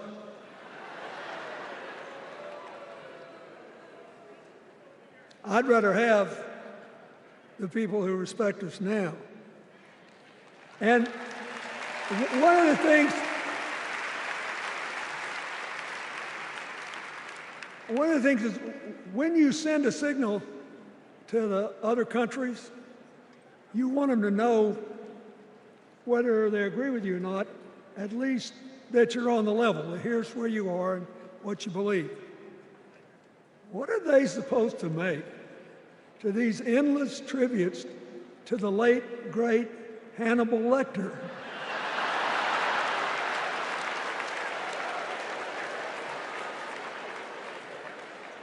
I mean, President Obama once gave me the great honor of saying I was the explainer-in-chief.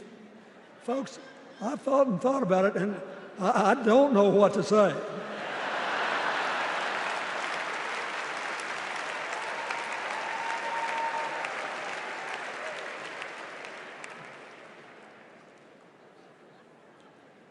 Like Hakeem Jeffries, I too want an America that's more joyful, more inclusive, more future-focused. Just think what a burden it's been on us to get up day after day after day after day, buried in meaningless hot rhetoric, when there's so many opportunities out there, so many problems that need to be solved. I want that. And that's the America Kamala Harris will lead. And she's already made her first presidential decision, and she knocked it out of the park when she asked Governor Tim Walz to be her nominee for vice president.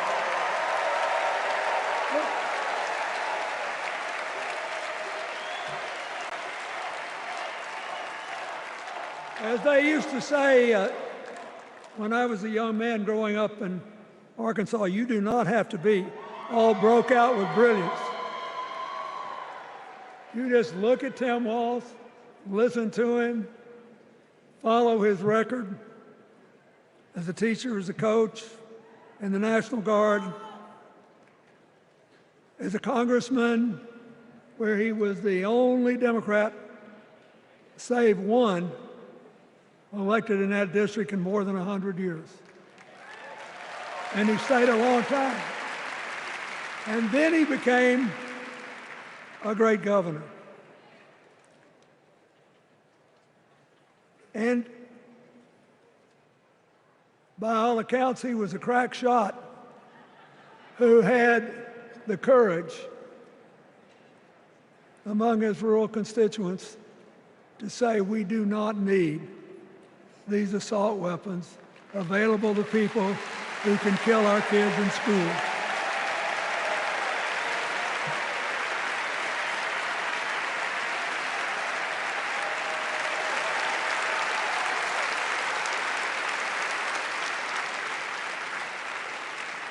So, armed with her first decision, Kamala Harris confronts an interesting dilemma. We're going to walk out of here feeling pretty good, I think.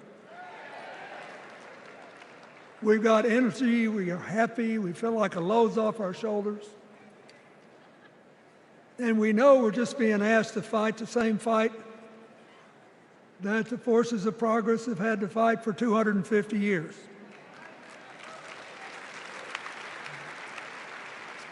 In the face of stiff and often violent opposition,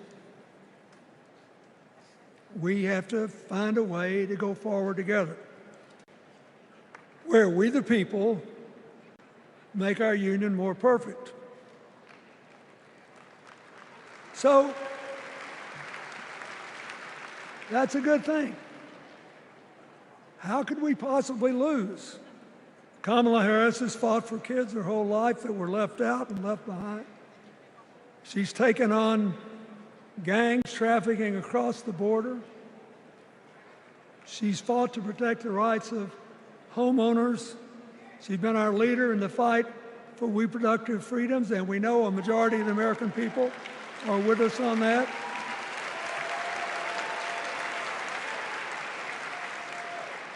And she's gained an invaluable amount of experience as vice president, advancing our values and interests around the world. She's already said she's going to work really hard to make sure that no American working full-time lives in poverty or has to worry about their children living in poverty.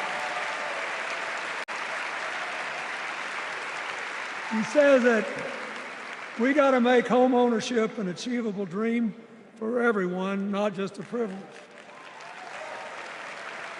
She said that and this meant a lot to me, that she would protect everybody's right to vote, whether or not they voted for her. They were citizens and they deserved the right to vote.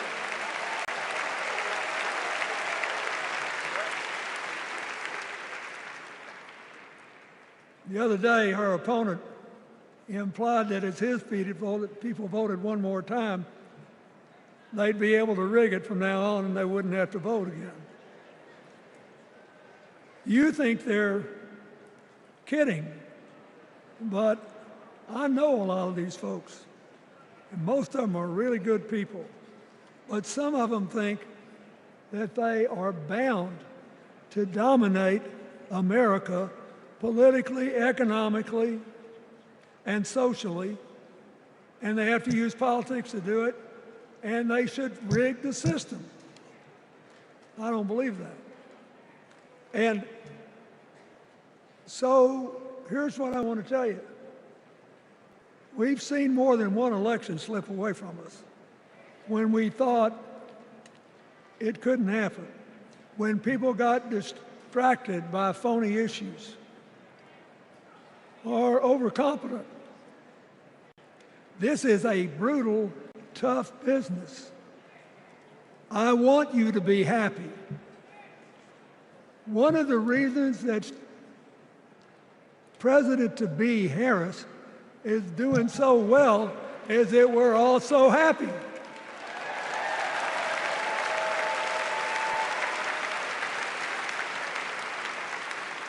But you should never underestimate your adversary.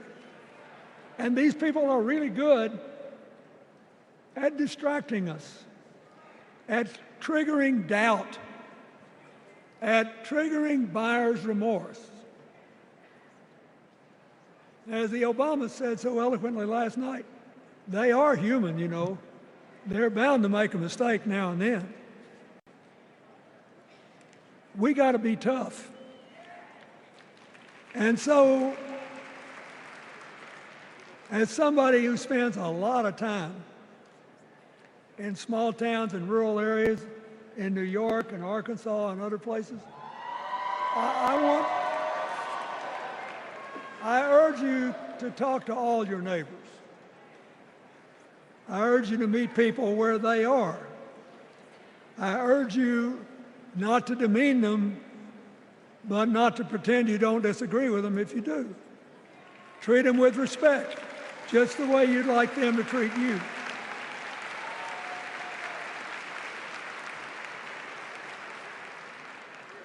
Ask for their help and then follow our leader, Kamala, and ask them, how can I help you? We Democrats right now have a lot of hay in the barn. We've got massive achievements, massive advances, but there's still a lot of slips between today and Election Day that we have to navigate. And so I want to say this from the bottom of my heart. I have no idea how many more of these I'll be able to come to. I started in '76 and I've been to every one since. But no, 72. Lord, I'm getting old. But here's what I want you to know. If you vote for this team, if you can get them elected and let them bring in this breath of fresh air, you will be proud of it for the rest of your life. Your children will be proud of it. Your grandchildren will be proud of it.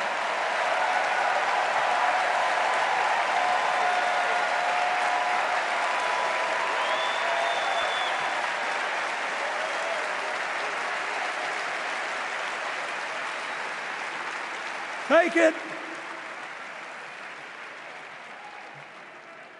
from a man who once had the honor to be called in this convention the man from hope. We need Kamala Harris, the president of joy, to lead us. So,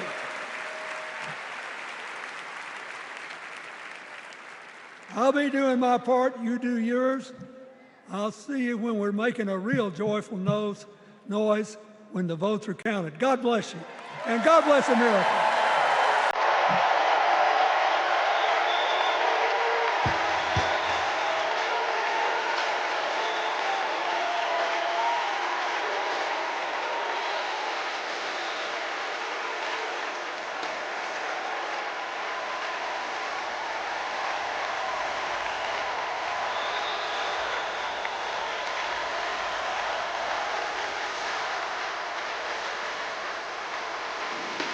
Woo, woo, woo, woo. It's so great. God bless America. God bless America. God bless America. So great.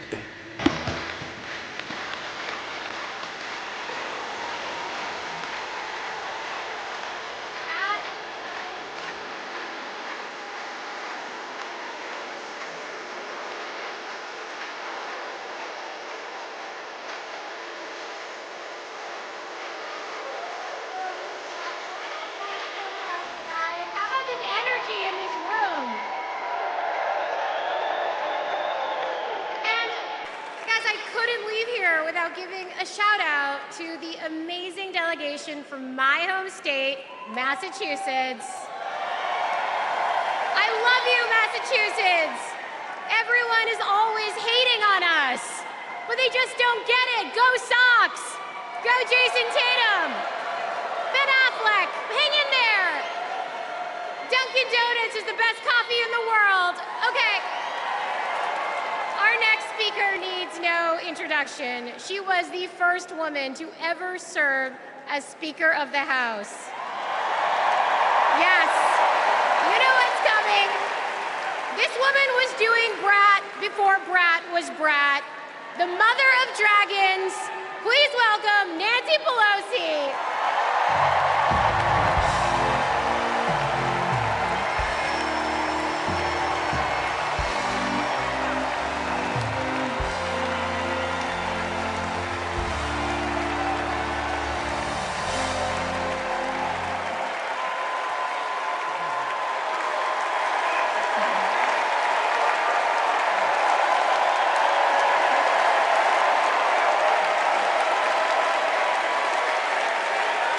Hello, California. Hello, Maryland.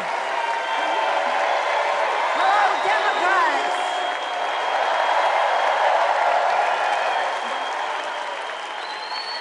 On January 20th, 2021, with the inauguration of Joe Biden and Kamala Harris, we established one of the most successful presidencies of modern times.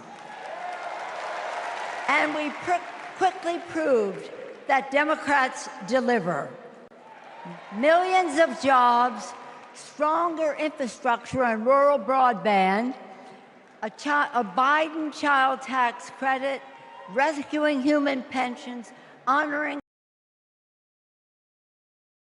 and lowering the cost of prescription drugs, all thanks to President Biden's patriotic vision of a fairer America, doing so with liberty and justice for all.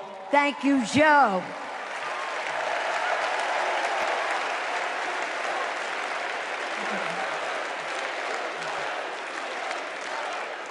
And I know that Vice President Harris is ready to take us to new heights. I've known Kamala Harris for decades. Personally, I know her a person of deep faith, which is reflected in her community care and service. Officially, she is a leader of strength and wisdom and eloquence on policy, most recently demonstrated fighting for women's right to choose. Politically, she is astute and strategic in winning difficult elections, quickly securing the nomination with dignity and grace, and choosing Tim Walz as our vice president. I had the honor of serving with Tim for 12 years in the Congress. He united Democrats, Republicans, and independents to turn a red district blue. He showed courage when he came to Congress in voting for the Affordable Care Act, meeting the needs of his constituents despite Republicans' lies and misrepresentation. When he went home, won the election, he returned to Congress. He fought for our Americans' heroes as the Democratic leader of the Veterans Affairs Committee. Thank you, Tim.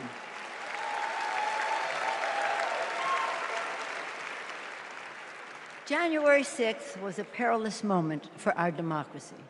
Never before had a president of the United States so brazenly assaulted the bedrock of our democracy, so gleefully embraced political violence, so willfully betrayed his oath of office. Let us not forget who assaulted democracy on January 6th. He did. But let us not forget who saved democracy that day. We did. And thank God we had a Democratic House of Representatives then. We returned to the Capitol that very same night. We insisted on certifying the election results on the floors of the House and the Senate.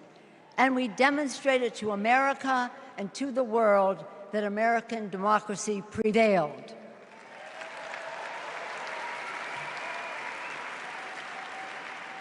The parable of January 6th reminds us that our democracy is only as strong as the courage and commitment of those entrusted with its care. And we must choose leaders who believe in free and fair elections, who respect the peaceful transfer of power. The choice couldn't be clearer.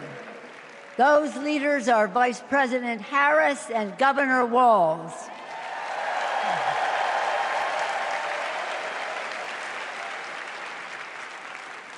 When the sun rose on January 7th, as our national anthem declares, we gave proof through the night that our flag was still there.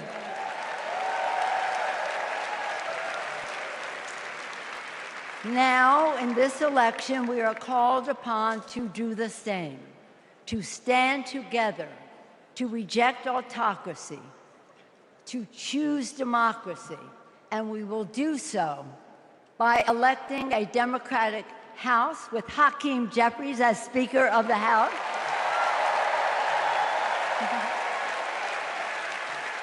electing a Democratic Senate, electing Tim Walz as Vice President of the United States, and electing Kamala Harris as the President of the United States. Onward to victory!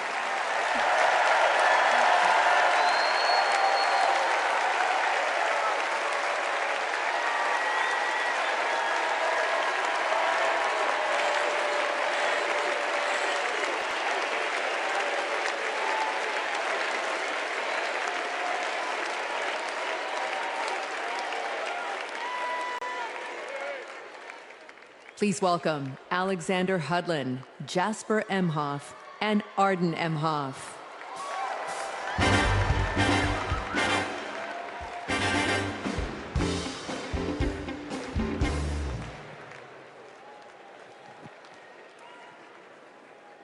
Kamala Harris is our auntie.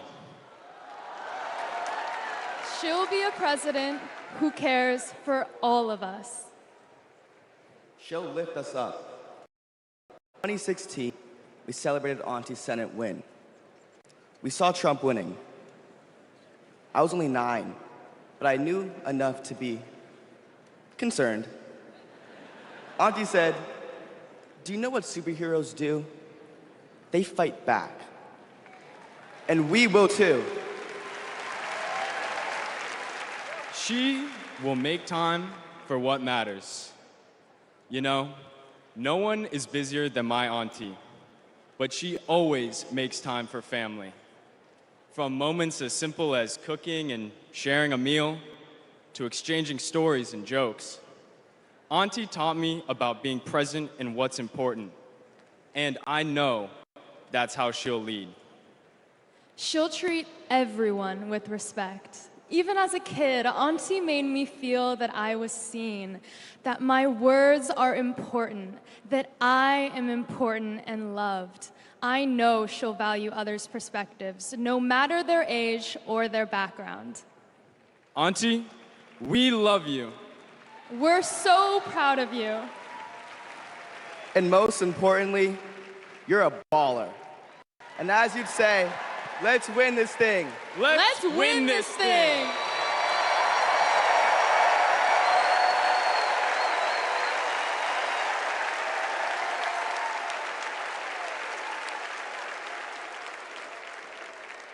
Please welcome nominee for U.S. Congress in California, Latifah Simon.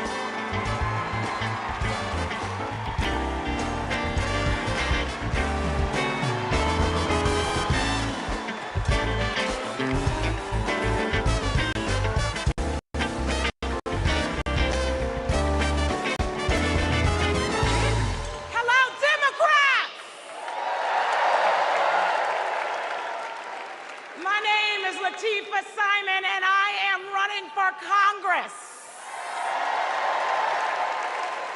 And I'm here tonight to tell you all about the Kamala Harris that I know.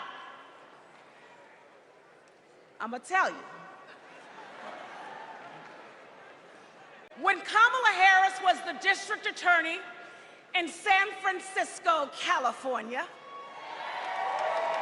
I was a teen mother running an organization working to end sex trafficking among beautiful young women and girls, to build the self-determination and power among those girls. And Kamala learned about the work that I was doing, and she asked me to join her team. And I joined her team.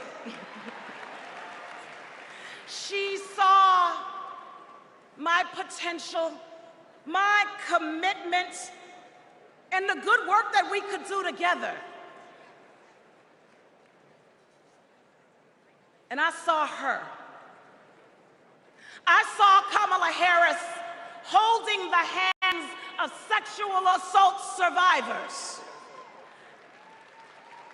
I saw scores of mothers who lost their babies to gun violence, lining up day after day at the courthouse, waiting only to speak to Kamala because they knew that she would hear them, that she would truly see them, because there's something about Kamala Harris. For those who know her, you know.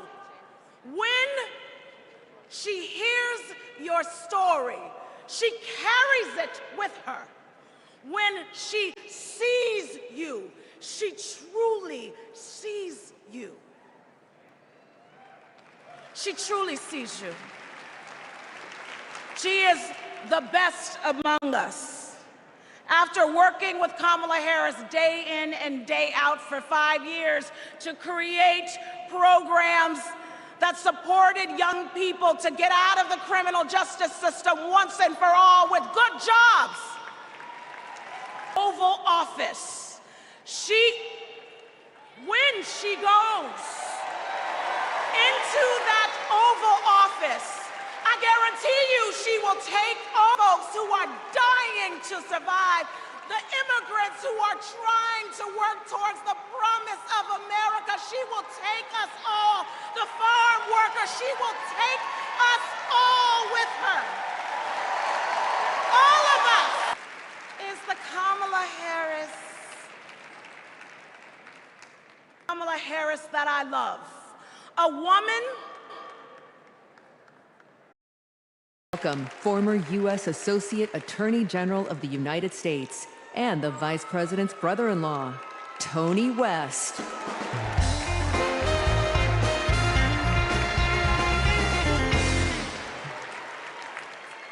"35 years ago, in my first week at law school, I met a new classmate, Maya Harris. We became best friends, but the way Kamala tells the story, we'd already fallen in love by graduation day. And when Maya and I married, I not only gained a life partner I love, a daughter I adore, and a mother-in-law I revered, someone I affectionately cherish, Kamala. Motivated by the same values, a belief in equal opportunity, a yearning for fairness, a passion for justice. Values Mother Harris taught those two little girls. Values that powered Kamala's public service from the very beginning.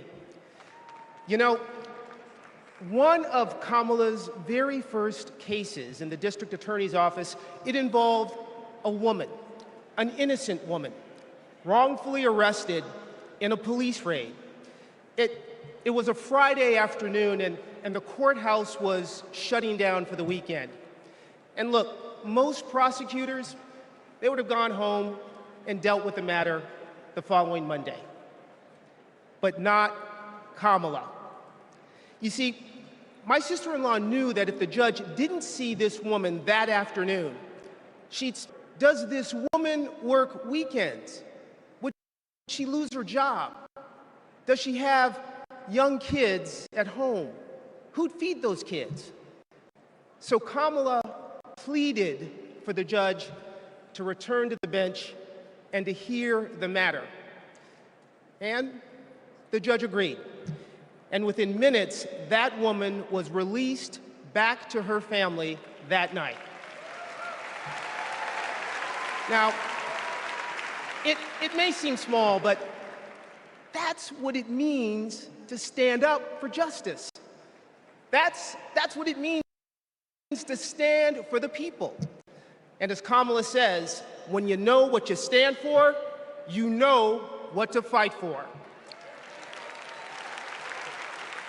And look, believe me when I tell you, as a sister, a daughter, an auntie, and a mother, I've seen Kamala fight for her family. As district attorney, attorney general, U.S. Senator, and Vice President of the United States, I have watched her fight in the halls of power for those who have no voice there. And as president, I know she'll fight for you. She'll fight for all of us. Because, friends, when Kamala fights, we win. Thank you. God bless you.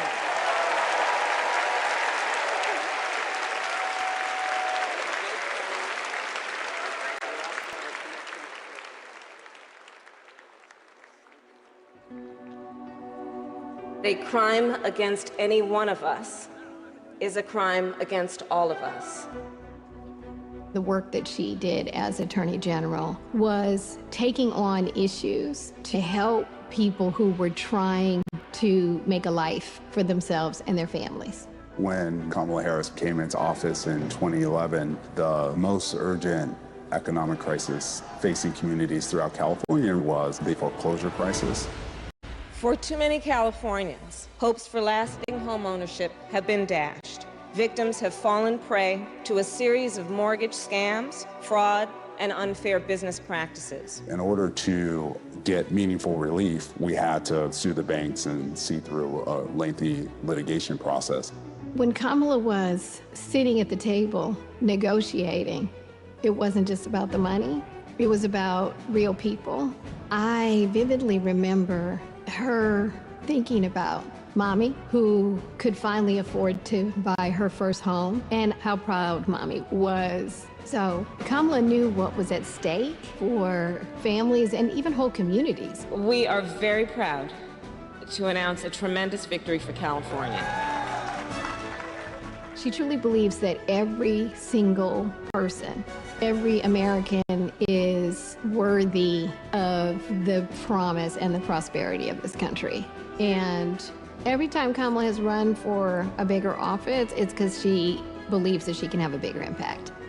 We are making a commitment tonight with this celebration of this Senate race to bring our country together. In the Senate, to get a position on the Intelligence Committee is very coveted because it is about protecting our nation's security. And Kamala hit the ground running. She would not let a witness off easily. Did you have any communications with Russian officials for any reason during the campaign that have not been disclosed? I don't recall it. I need to be correct as best I can. I do want you to be honest. And I'm not able to be rushed this fast. It makes me nervous. Her questioning of Attorney General Sessions was historic, and she earned the respect of colleagues on both sides of the aisle. Kamala, as a senator, was a truth teller. She was there to expose what some of these guys were and what they intended to do. Can you think of any laws that give government the power to make decisions about the male body?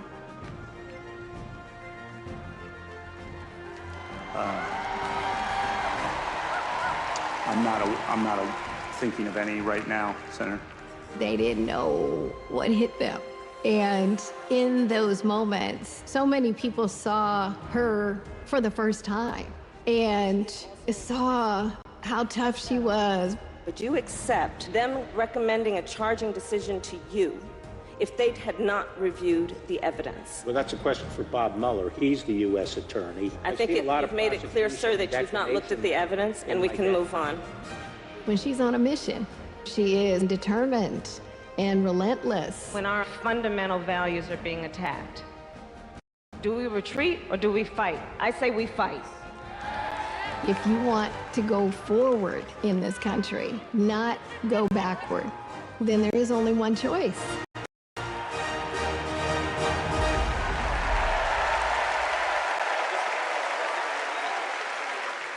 Please welcome Nevada Senator Catherine Cortez Masto.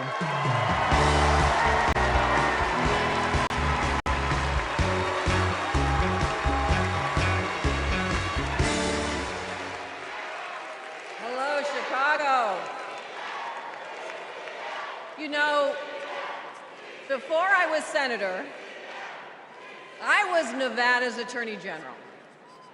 And that's when I met Kamala Harris, my colleague in California. Now, we bonded over many things. And working together, I quickly learned what kind of person she is. She is a strong leader. Here's how I know. As AGs, we took on the big banks after the foreclosure crisis. And let me tell you, Kamala did not settle for less than homeowners deserved. Her leadership helped win billions for working families nationwide. Delivering for families, that's Kamala Harris. Kamala and I also worked to protect our southern border. During that time, Kamala invited a group of AGs across the border to meet with Mexican officials. Now, we worked together to put transnational criminals and drug smugglers behind bars. Holding criminals accountable, that's Kamala Harris. Listen, and when we took on human traffickers, Kamala had us meet with survivors so that we could understand who we were fighting for. Standing up for justice, that's Kamala Harris. So trust me when I say I know she will fight for our families and our freedoms. Now, we must fight for her. Every vote matters. I know. In 2016, Nevadans elected me, the granddaughter of a baker from Mexico, to serve as the first Latina in the United States Senate. I'll tell you what.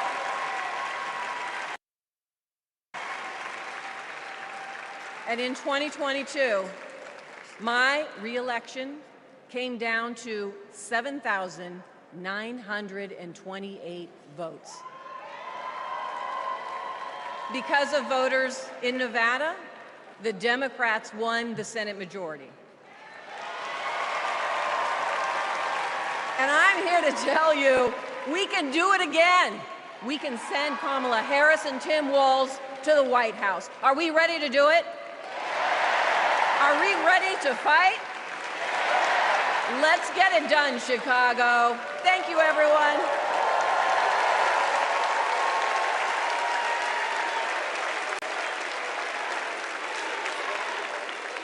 Please welcome Pennsylvania Governor Josh Shapiro.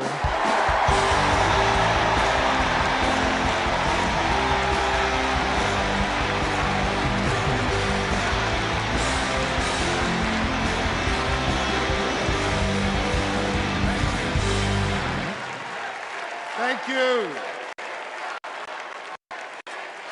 2.5 centuries ago in Philadelphia, a band of patriots declared their independence from a king and set ourselves on a path of self-determination. Generation after generation has embraced that responsibility. Ordinary Americans rising up, demanding more, seeking justice. And in every chapter of our American story, we've made progress and advanced the cause of freedom. Today we find ourselves writing that next chapter. Will we be a nation defined by chaos and extremism? Or will we choose a path of decency, honor, and continued progress? Kamala Harris, well, she has spent her entire career making progress. Donald Trump, a man with no guardrails, wants to take away our rights and our freedoms. And listen, while he cloaks himself in the blanket of freedom, what he's offering isn't freedom at all. Because hear me on this, it's not freedom to tell our children what books they're allowed to read. No, it's not. And it's not freedom to tell women what they can do with their bodies.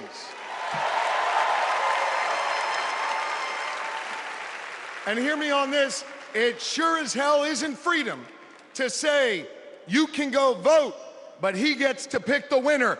That's not freedom. But you know what? You know what, Democrats? We are the party of real freedom. That's right. The kind of real freedom that comes when that child has a great public school with an awesome teacher because we believe in her future. Real freedom that comes when we invest in the police and in the community so that child can walk to and from school and get home safely to her mama. Real freedom that comes when she can join a union, marry who she loves, start a family on her own terms, breathe clean air, drink pure water, worship how she wants, and live a life of purpose where she is respected for who she is.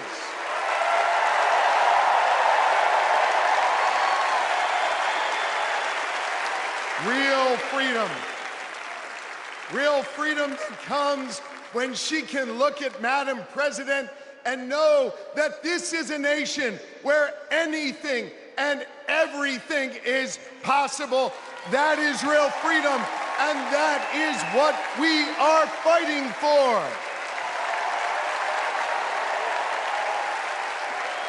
You know, Kamala and Tim's names may be on the ballot, but it's your rights. It's our rights. It's our future and freedoms that are on the line. And you have the power to shape the future of this country. Just like our ancestors who fought for freedom on the battlefield and sat in at lunch counters so our kids could stand up. Now it's on us. It's on us, my friends, to organize in our communities and on our For You pages around three basic American principles. We value our freedom, we cherish our democracy, and we love this country. And listen,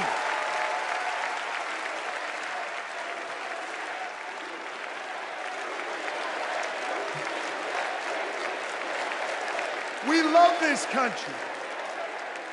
And listen, despite our challenges, hear me on this, I want you to know I have never been more hopeful because I see in all of you the enduring promise of America.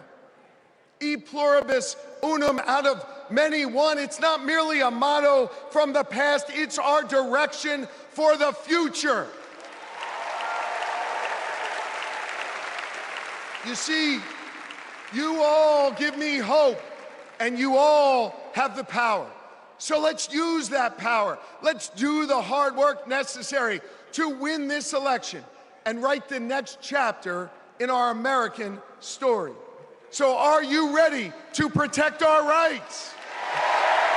Are you ready to secure our freedoms? And are you ready to defend our democracy? And are you ready to elect Kamala Harris and Tim Walz?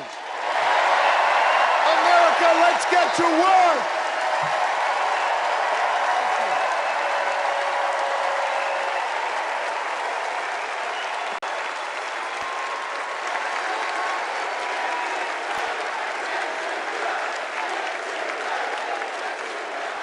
Please welcome author, activist, and youngest presidential inaugural poet in American history, Amanda Gorman.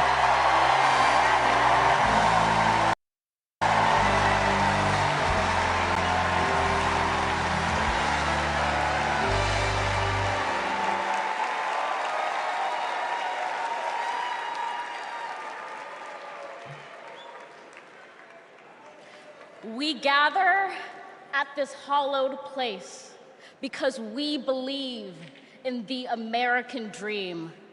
We face a race that tests if this country we cherish shall perish from the earth, and if our earth shall perish from this country. It falls to us to ensure that we do not fall, for a people that cannot stand together cannot stand at all. We are one family, regardless of religion, class, or color. For what defines a patriot is not just our love of liberty, but our love for one another.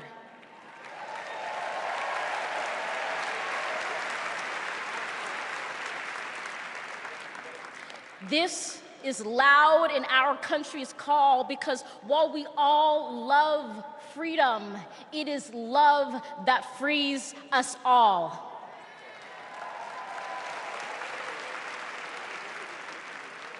Empathy emancipates, making us greater than hate or vanity. That is the American promise, powerful and pure. Divided, we cannot endure, but united, we can endeavor to humanize our democracy and endear democracy to humanity.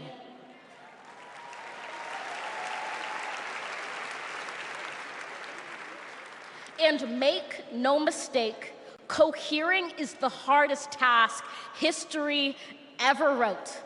But tomorrow is not written by our odds of hardship, but by the audacity of our hope, by the vitality of our vote.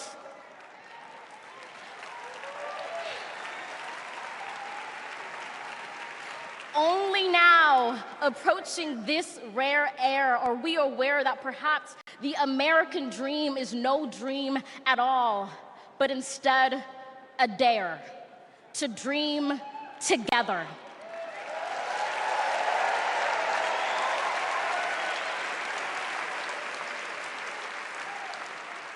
Like a million roots tethered, branching up humbly, making one tree. This is our country, from many won, from battles won, our freedoms sung, our kingdom come has just begun.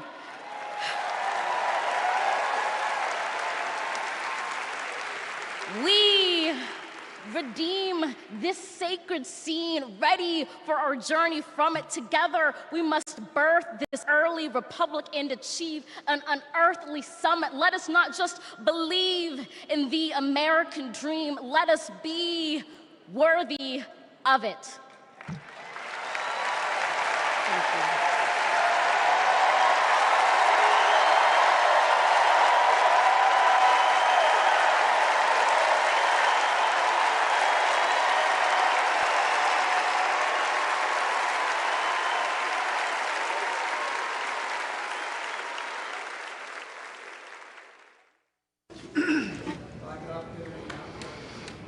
There's a word I heard. The word is called freedom. Can you tell me what it means? Interesting. Let me think about that for a second. The spirit of freedom. For me? Oh, yeah. Freedom, to me, means choice. The ability to laugh with friends. Be who you want to be. Go where you want to go. Living your life day to day. Having new chapters in that life. I believe in having your own words and being able to do what you want to. The freedom to raise our family in healthy communities. The idea that I can turn to my partner, my husband, and say I love you with every being of my soul. Being able to start a family when I want to, being able to, support the missions that I want to go to the church that I want to. Not everyone has the same opportunities, but the United States is, of anywhere I've ever been, just one place where you can accomplish more. The big, fantastic thing about America is that it is the land of opportunity. I know it sounds trite, but it's the truth. I grew up with a single mom, and she really imbued in me these qualities that you just really have to care about your neighbors and your family and your friends. I feel like the American dream is having opportunities, having the opportunity to go to college if you want to, having the opportunity to get any job you can, no matter who you are or where you come from. The American dream is about having the ability to make choices about your medical care and do whatever you want to do with your life without anybody telling you if it's good or not. We are in an incredible moment in history. We've seen women stripped of their most fundamental right to autonomy over their bodies. The freedom to make choices about your body, your life, your career should be entirely in your control. But I have found that good people want to do good things. That you find a way to move forward under ugly and scary circumstances. The work that lies ahead is to make America live up to its highest ideals. And, we're proud to go to work.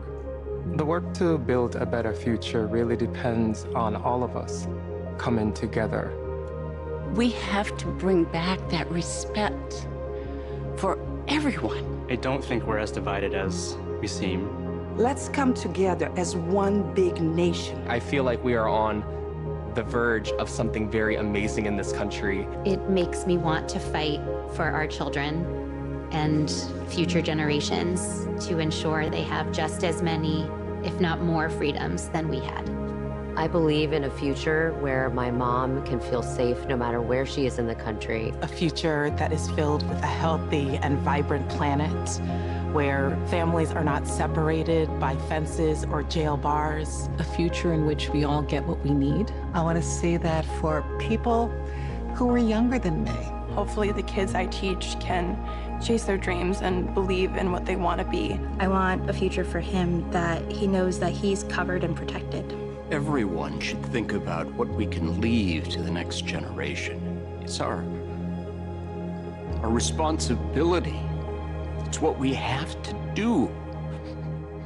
My name's Tyler. My name's Yvette. And we believe in love. I'm Alex. I'm Kiara. My name is Steven. My name is Charlie. I'm a proud 7th-generation Texan. I am from Waterford, Michigan, just north of Detroit. I'm from East Tennessee. And we believe in the American dream. We believe in a better world for our child, and we believe in this country. My name is Karen, and I believe in justice. My name is Nancy. My name is Thoreau. My name is Jennings. My name is Dana. My name is Todd. And we believe in freedom. My name is Gina, and I believe in freedom. My name is Pat, and I believe in the freedom to work together.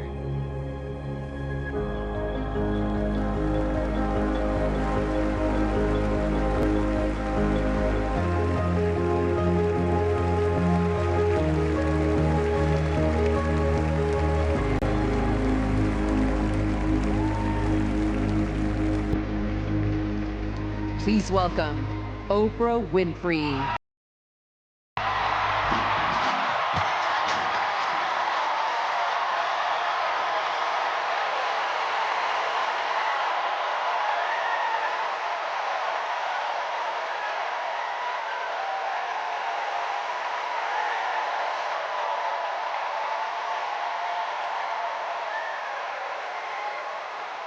Good evening, everybody!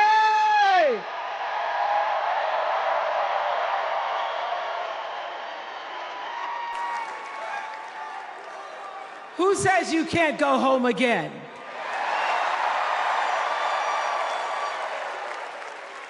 After watching the Obamas last night, that was some epic fire, wasn't it? Some epic fire. We're now so fired up, we can't wait to leave here and do something.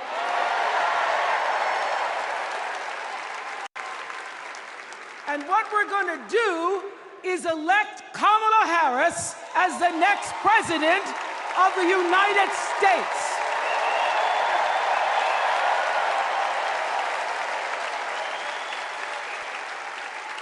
I am so honored to have been asked to speak on tonight's theme about what matters most to me, to you, and all of us Americans: freedom. There are people who want you to see our country as a nation of us against them, people who want to scare you, who want to rule you, people who'd have you believe that books are dangerous and assault rifles are safe, that there's a right way to worship and a wrong way to love. People who seek first to divide and then to conquer. But here's the thing. When we stand together, it is impossible to conquer us.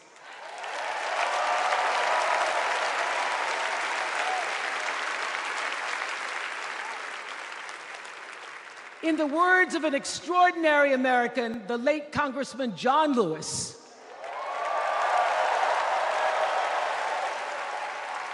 he said, no matter what ship our ancestors arrived on, we are all in the same boat now. Congressman Lewis knew very well how far this country has come, because he was one of the brilliant Americans who helped to get us where we are. But he also knew that the work is not done. The work will never be done because freedom isn't free. America is an ongoing project. It requires commitment. It requires being open to the hard work and the heart work of democracy. And every now and then, it requires standing up to life's bullies.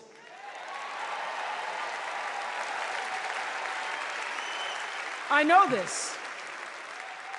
I've lived in Mississippi, in Tennessee, in Wisconsin, Maryland, Indiana, Florida, Hawaii, Colorado, California, and California. And sweet home Chicago, Illinois.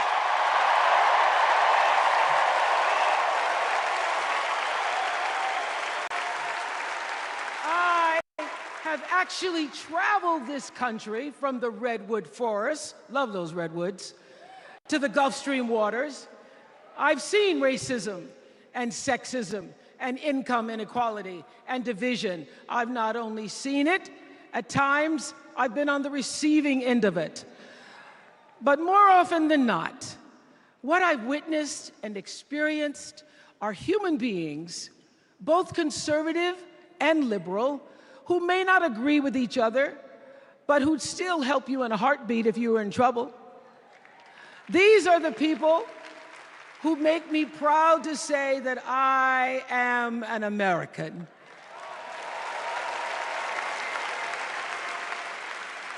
They are the best of America. And despite what some would have you think, we are not so different from our neighbors. When a house is on fire, we don't ask about the homeowner's race or religion. We don't wonder who their partner is or how they voted. No, we just try to do the best we can to save them. And if the place happens to belong to a childless cat lady,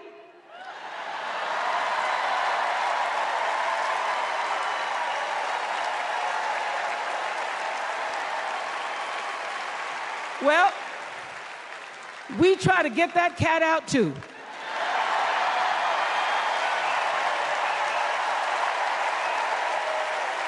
Because we are a country of people who work hard for the money. We wish our brothers and sisters well, and we pray for peace. We know all the old tricks and tropes that are designed to distract us from what actually matters, but we are beyond ridiculous tweets and lies and foolery. These are complicated times, people, and they require adult conversation. And I welcome those conversations because civilized debate is vital to democracy, and it is the best of America. Now, over the last couple of nights, we have all seen brave people walk onto this stage and share their most private pain. Amanda and Josh, Caitlin, Hadley, they told us their stories of rape and incest and near-death experiences from having the state deny them the abortion that their doctor explained was medically necessary. And they've told us these things for one reason, and that is to keep what happened to them from happening to anybody else. Because if you do not have autonomy over this,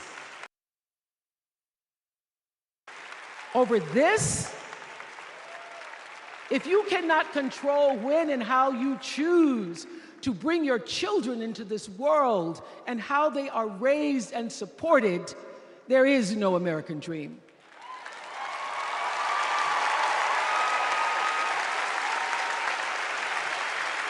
The women and men who are battling to keep us from going back to a time of desperation and shame and stone-cold fear, they are the new freedom fighters. And make no mistake, they are the best of America.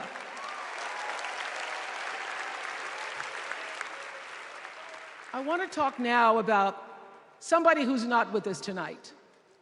Tessie Prevost Williams was born in New Orleans not long after the Supreme Court ruled that segregated public schools were unconstitutional. That was in 1954, same year I was born.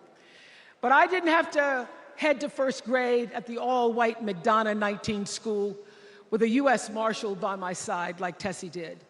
And when I got to school, the building wasn't empty like it was for Tessie. You see, rather than allowing McDonough to be integrated, parents pulled their kids out of the school, leaving only Tessie and two other little black girls, Gail Etienne and Leona Tate, to sit in a classroom with the windows papered over to block snipers from attacking their 6-year-old bodies. Tessie passed away 6 weeks ago. And I tell this story to honor her tonight because she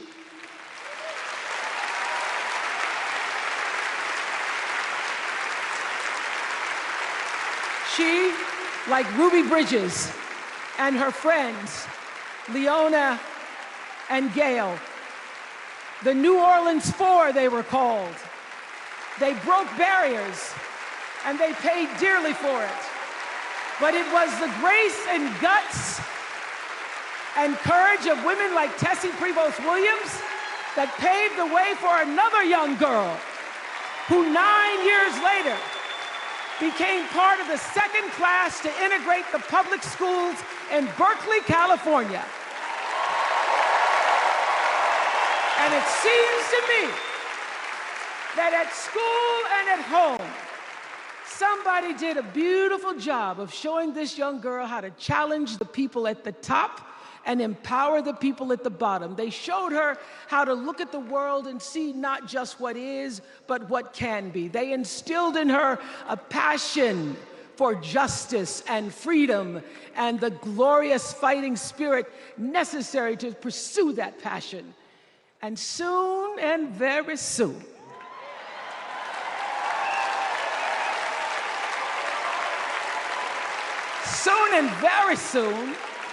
we're going to be teaching our daughters and sons about how this child of an Indian mother and a Jamaican father, two idealistic, energetic immigrants,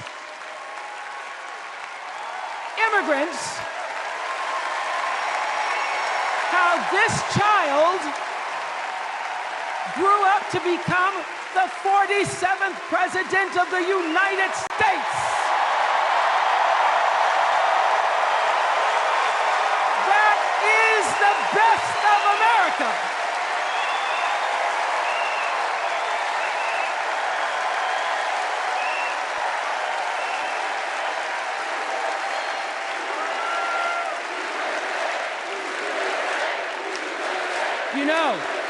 You know, let me tell you this. This election isn't about us and them. It's about you and me and what we want our futures to look like. There are choices to be made when we cast our ballot. Now, there's a certain candidate that says if we just go to the polls this one time, that we'll never have to do it again. Well, you know what? You're looking at a registered independent who's proud to vote again and again and again because I'm an American and that's what Americans do. Voting is the best of America. And I have always, since I was eligible to vote, I've always voted my values. And that is what is needed in this election now more than ever. So I'm calling on all you independents and all you undecideds. You know this is true. You know I'm telling you the truth, that values and character matter most of all. In leadership and in life. And more than anything, You know this is true, that decency and respect are on the ballot in 2024.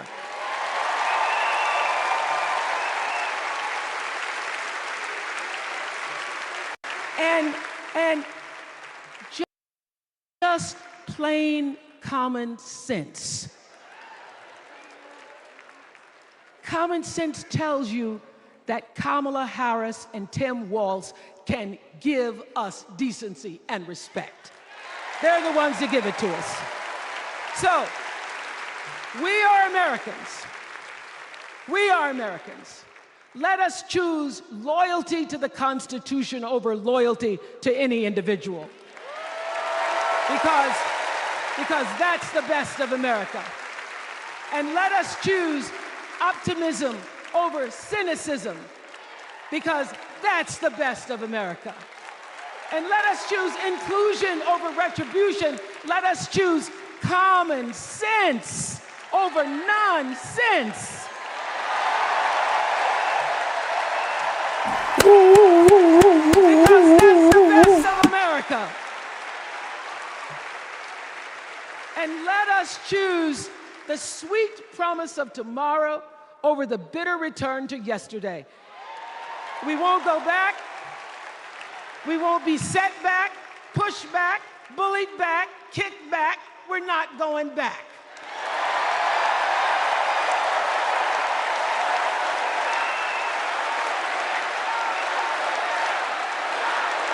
Not going back.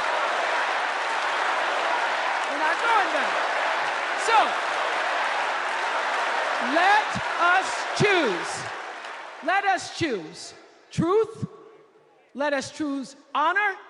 And let us choose joy.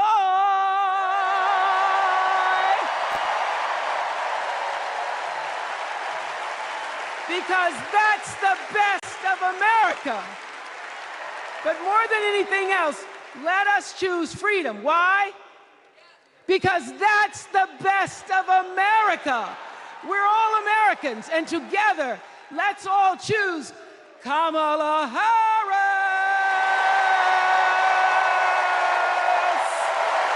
Thank you, Chicago. Thank you, America.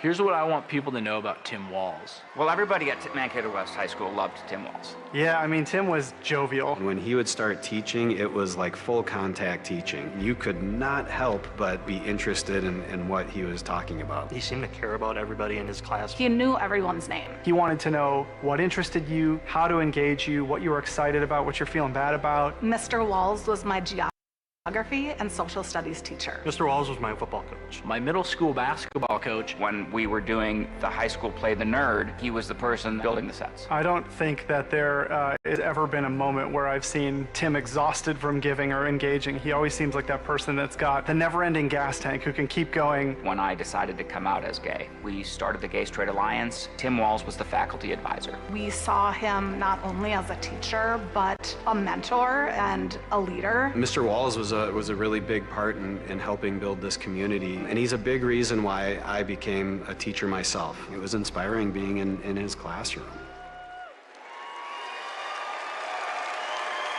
Please welcome Maryland Governor Wes Moore.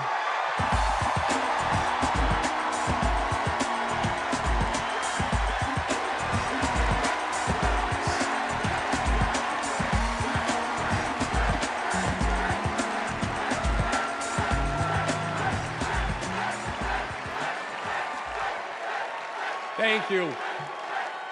Thank you. On March 26th,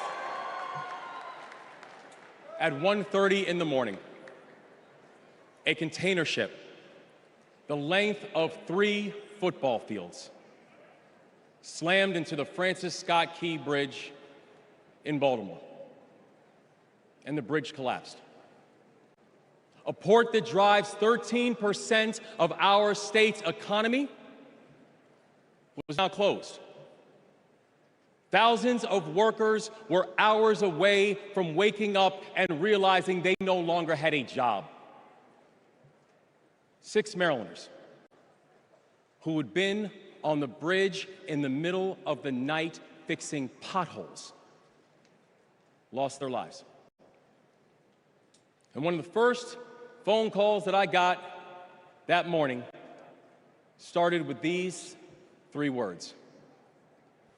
Gov, it's Kamala. She said, I know you spoke to the president, and I want you to know we are here with you every step of the way.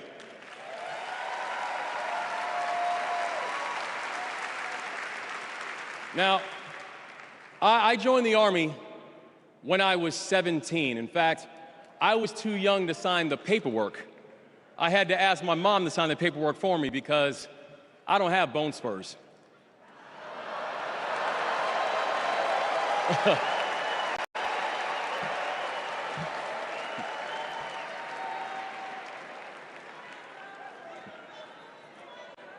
I led soldiers in combat in Afghanistan.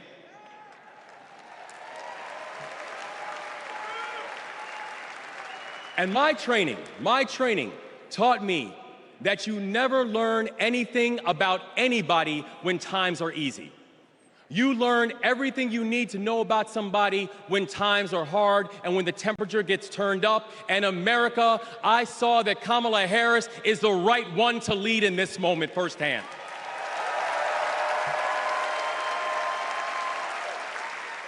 And united with the Almighty God's grace, we brought closure to the families of the 6 victims. And while many said it could take 11 months to reopen the port of Baltimore, we got it done in 11 weeks.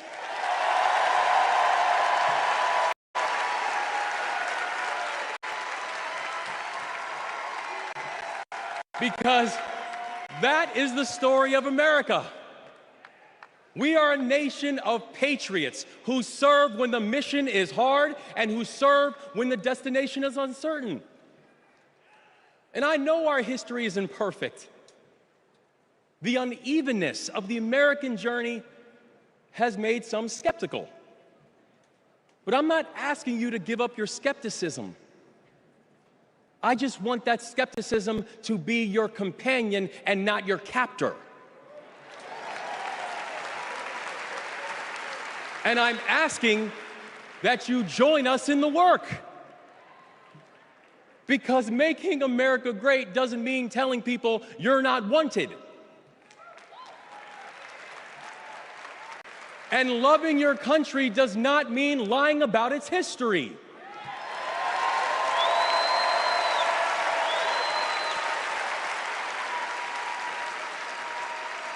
Making America great means saying the ambitions of this country would be incomplete without your help. It's the legacy of those 6 workers who fixed potholes on a bridge while we slept, who were born in a different country, but who knew that America was big enough for them too.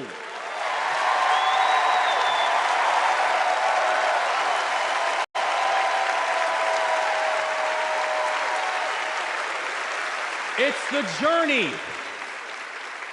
It's the journey of a man raised by a remarkable immigrant single mom, a man who felt handcuffs on his wrists at 11 years old, who now stands before you as the 63rd governor of Maryland and the first black governor in the history of our state.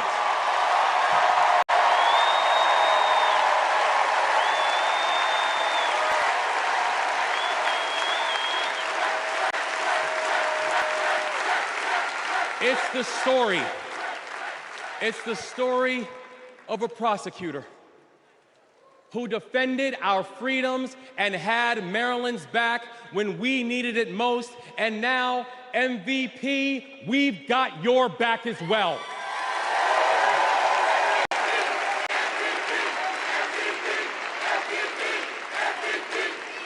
right. It's my fellow veteran, my brother, and the next Vice President of the United States, Tim Walz. And now, Tim knows that in the military, you count the days towards mission completion. So guess what, y'all? We have got 75 days and a wake-up until Election Day.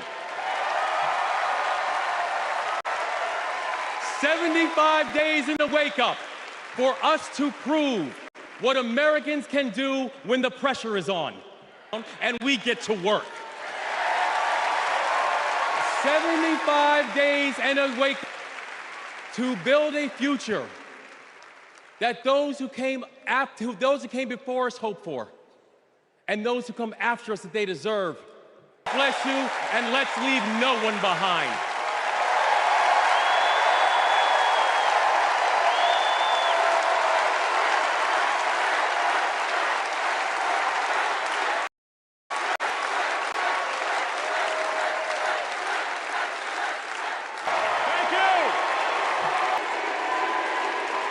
Thank you, Chicago. Here's a sentence I never thought I'd hear myself saying. I'm Pete. I believe in going anywhere, in service of a good cause. And friends, we gather in a very good cause, electing Kamala Harris and Tim Walz, the next President and Vice President of the United States. Donald Trump rants about law and order as if he wasn't a convicted criminal running against a prosecutor. As if we were going to forget that crime was higher on his watch. Talks about the forgotten man. And don't even get me started on his new running mate. If you don't live the life that he has in mind for you, kids, you have, quote, no physical commitment to the future of this country. I didn't have kids then. Many of the men sends a message, and the message is that they are doubling down on negativity and grievance. Committing to a concept of campaigning best summed up in "won't believe" that America today is in the market for darkness.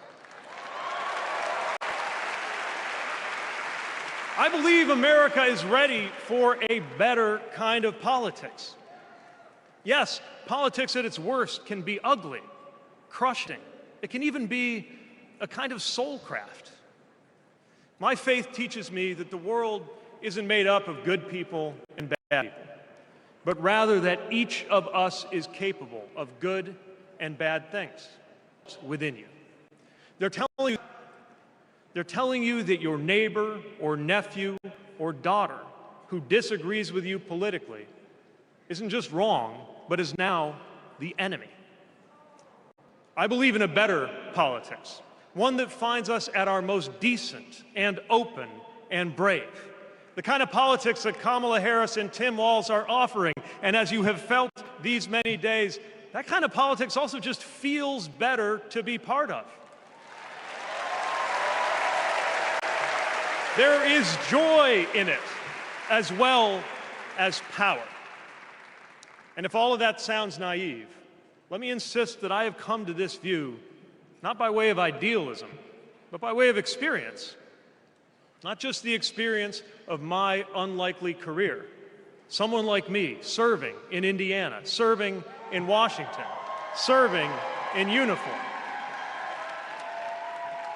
I'm thinking of something much more basic. I'm thinking of dinner time at our house in Michigan. When the dog is barking and the air fryer is beeping and the mac and cheese is boiling over, and it feels like all the political negotiating experience in the world is not enough for me to get our 3-year-old son and our 3-year-old daughter to just wash their hands and sit at the table. It's the part of our day when politics seems the most distant, and yet the makeup of our kitchen table, the existence of my family, is just one example of something that was literally impossible as recently as 25 years ago, when an anxious teenager growing up in Indiana wondered if he would ever find belonging in this world.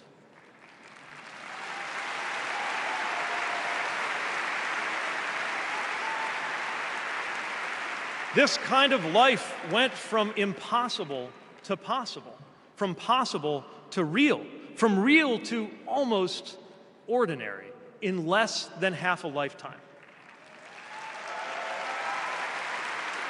But that didn't just happen. It was brought about through idealism and courage, through organizing and persuasion and storytelling, and yes, through politics, the right kind of politics, the kind of politics that can make an impossible dream into an everyday reality.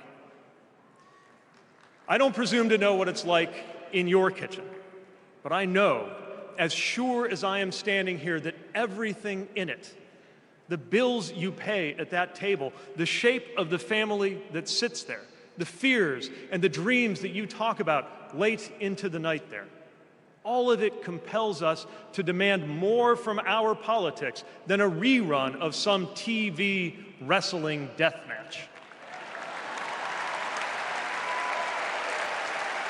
So this November, we get to choose. We get to choose our president. We get to choose our policies, but most of all, we will choose a better politics. A politics that calls us to our better selves and offers us a better everyday. That is what Kamala Harris and Tim Walz represents. That is what Democrats represent. That is what awaits us when America decides to end Trump's politics of darkness once and for all.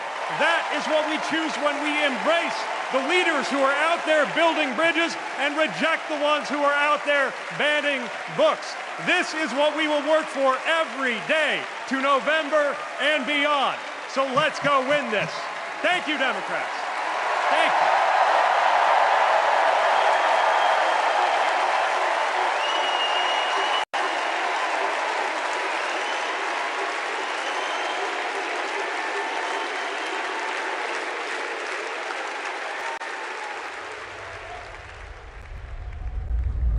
Seeing Governor Walz going to Congress and then becoming governor, I see the guy that was a first sergeant.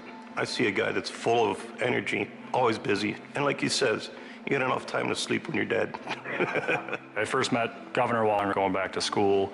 He really wanted to know what the experience was of those that were actually using the GI Bill and how it could be improved. It seemed to be a continuation of focus on improving the lives of over the years in Congress and the way he works for veterans. There's no excuse making, there's no scapegoating, it's just a change. It'll happen. Back to the Guard. We'll get it done.